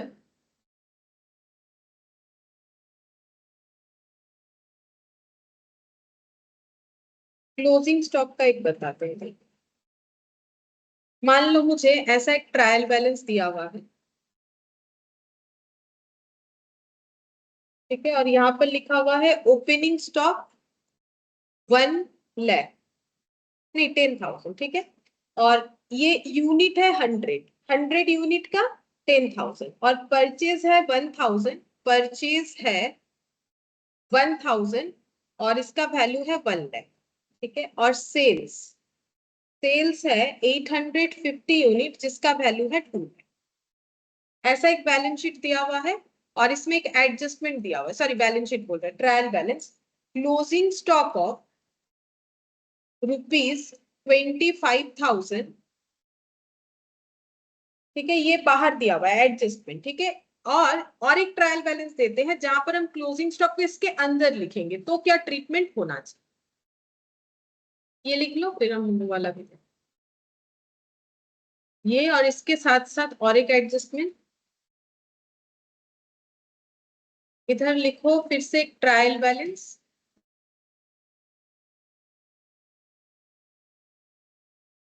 यहाँ पर परचेज 85,000, सेल्स 2 लाख, और इसके अंदर यूनिट भी लिख लो समझने के लिए। और यहाँ पर क्लोजिंग स्टॉक इसके अंदर, क्लोजिंग स्टॉक ट्रायल बैलेंस के अंदर दिया हुआ है 25, ठीक है। और कुछ भी एडजस्टमेंट नहीं दिया हुआ है, तो दोनों में क्या अलग होगा, क्या ट्रीटमेंट अलग होगा, वो हमें समझना है, ठीक है। थोड़ा सा मैंने बताया भी था डे 1 में, ठीक है। पहले तुम लोग ये वाला करो, ये करने में तुम लोगों का आदत है, ठीक है। ये ऐसे दिया हुआ है, तो इसका तुम लोग क्या बनाओगे, ये जो आइटम है ट्रेडिंग बनाने से ही होगा, ठीक है। ट्रेडिंग और बैलेंस शीट भी बनाना पड़ेगा। तो पहले वाले एग्जाम्पल के लिए बनाओ ट्रेडिंग अकाउंट। ट्रेडिंग में बोलो क्या लिखोगे, सबसे पहले टू ओपनिंग स्टॉक 10,000, पहला वाला ट्रायल बैलेंस को बता रहे, to opening stock 10,000, to purchase 1 lakh, और बाई सेल्स, सेल्स कितना लिखा है मैंने 2 लाख, ठीक है। और क्लोजिंग स्टॉक को कहाँ लिखोगे, बोलो। ये जो नीचे एडजस्टमेंट है क्लोजिंग स्टॉक, वो तो रिकॉर्डेड नहीं है, तभी तो नीचे दिया हुआ है एडजस्टमेंट में, बोलो कहाँ लिखोगे, ट्रेडिंग में और एक बार बैलेंस शीट में, ठीक है। ट्रेडिंग में और बैलेंस शीट में लिखेंगे तो यहाँ पर लिखो बाई क्लोजिंग स्टॉक। ट्रेडिंग में क्यों लिखते हैं, क्योंकि मेरा प्रॉफिट सही दिखेगा। अगर हम क्लोजिंग स्टॉक को रिकॉर्ड नहीं करेंगे तो उसमें प्रॉब्लम क्या होगा, वो भी हम एक बार फिर से बता देते हैं। यहाँ पर आता है 25,000, तो तुम लोग मुझे बोलो ओपनिंग स्टॉक कितने यूनिट का था। मैंने यूनिट लिखा है इसी चीज को समझाने के लिए, मतलब क्वेश्चन में नॉर्मली यूनिट देगा नहीं तुम लोग को। ओपनिंग स्टॉक कितना यूनिट लिखवाया है, 100 यूनिट, ठीक है। परचेज कितना यूनिट लिखवाया है, 1000 यूनिट। सेल कितना यूनिट हुआ है, 850 यूनिट, ठीक है। अब मुझे क्या करना है, मुझे अपने रेवेन्यू के साथ मैचिंग कंसेप्ट क्या है, रेवेन्यू के साथ कॉस्ट को मैच करना है। तो मेरा रेवेन्यू कितने यूनिट का है, 850 यूनिट। मेरा यहाँ पर कॉस्ट कितने यूनिट का दिख रहा है, ये तो कॉस्ट है ना। मैंने पहले 10,000 का स्टॉक खरीदा था जो मेरे पास पड़ा हुआ है, और अभी 1 लाख का स्टॉक, तो दोनों का यूनिट बोलो कितना हो रहा है, 1100। तो मुझे 1100 अगर हम इधर दिखाएंगे, इधर 850 दिखाएंगे, तो मेरा क्या आएगा, जीपी गलत आएगा। मेरा एग्जांपल याद करो जो मैंने लिख के दिखाया था। तो मुझे इसको भी 850 में लाना पड़ेगा। तो इसको 850 लाने के लिए क्या करें, 1100 से कितना हटाने से 850 आएगा, चेक करके देखो कैलकुलेटर पे। 1100 से कितना हटाने से 850 आएगा, 250। तो क्लोजिंग स्टॉक देखो 250 का होगा इसका, ठीक है। ये जो स्टॉक का वैल्यू दिख रहा है, ये कितने का दिख रहा है फिर, 250 यूनिट का। तो ये बन गया, ये देखो इसके साथ इसका ऐड करके इसको लेस करने से 850 आ गया, तो हो गया कॉस्ट के साथ रेवेन्यू का मैचिंग, ठीक है। लेकिन इसमें तो प्रॉफिट है जो तुम लोग को यहाँ पर 2 GP बोल के दिख जाएगा, ठीक है।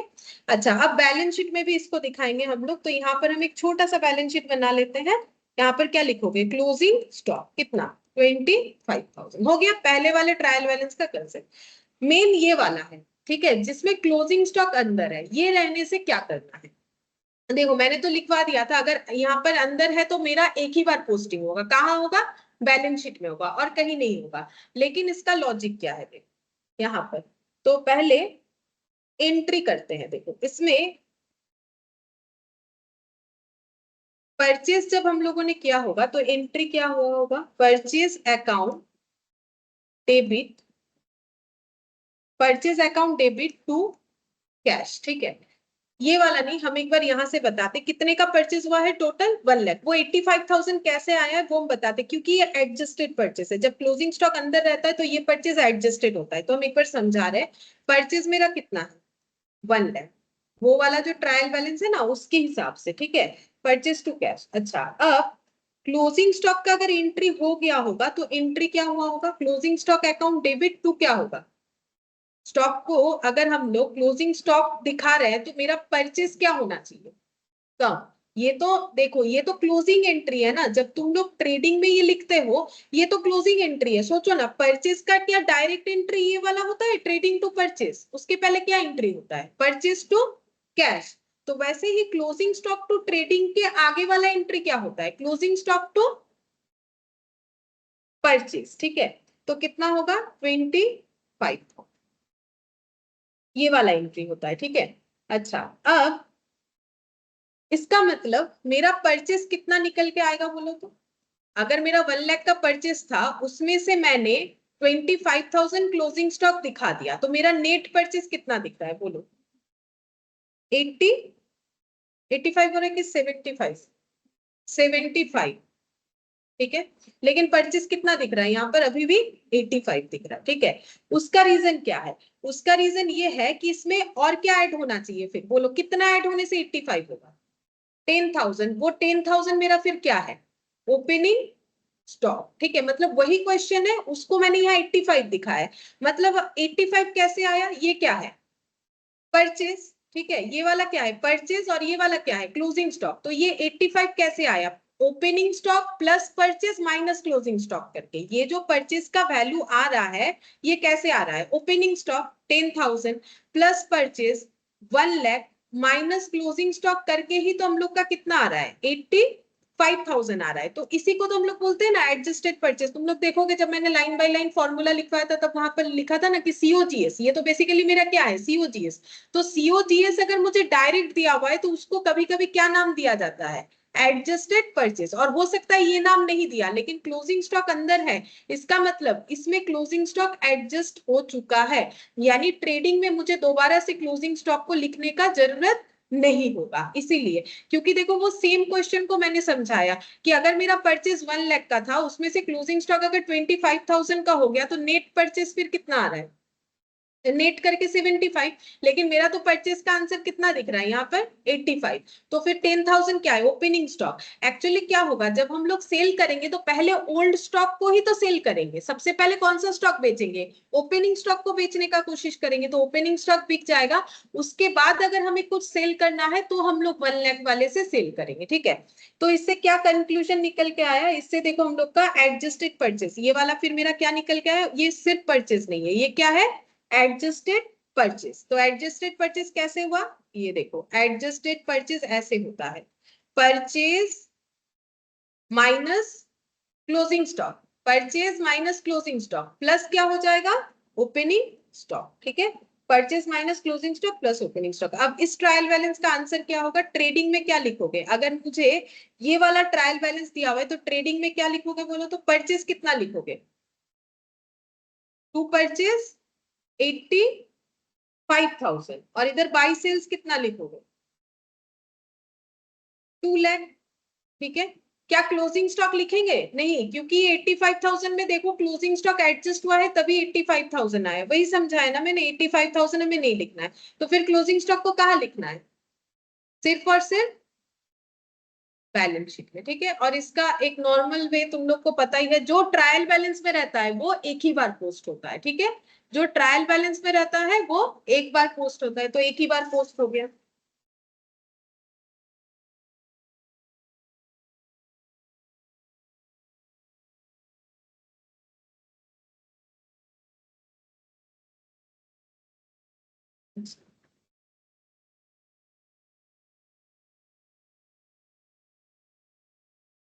एक एरर वाला बता देते हैं, एरर बेस्ड एडजस्टमेंट, ठीक है।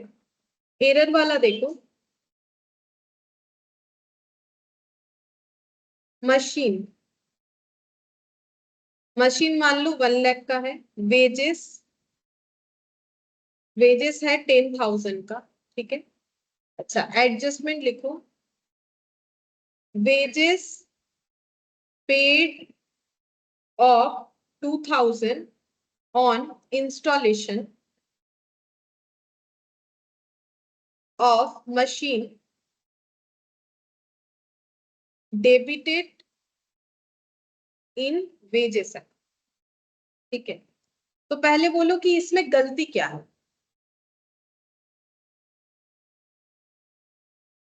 हाँ, ये गलती क्या है, मतलब इस गलती को क्या बोलते हैं, इसका नाम क्या है, मतलब रेक्टिफिकेशन ऑफ एरर तो किया ना तुम लोगों ने, इसका नाम क्या है,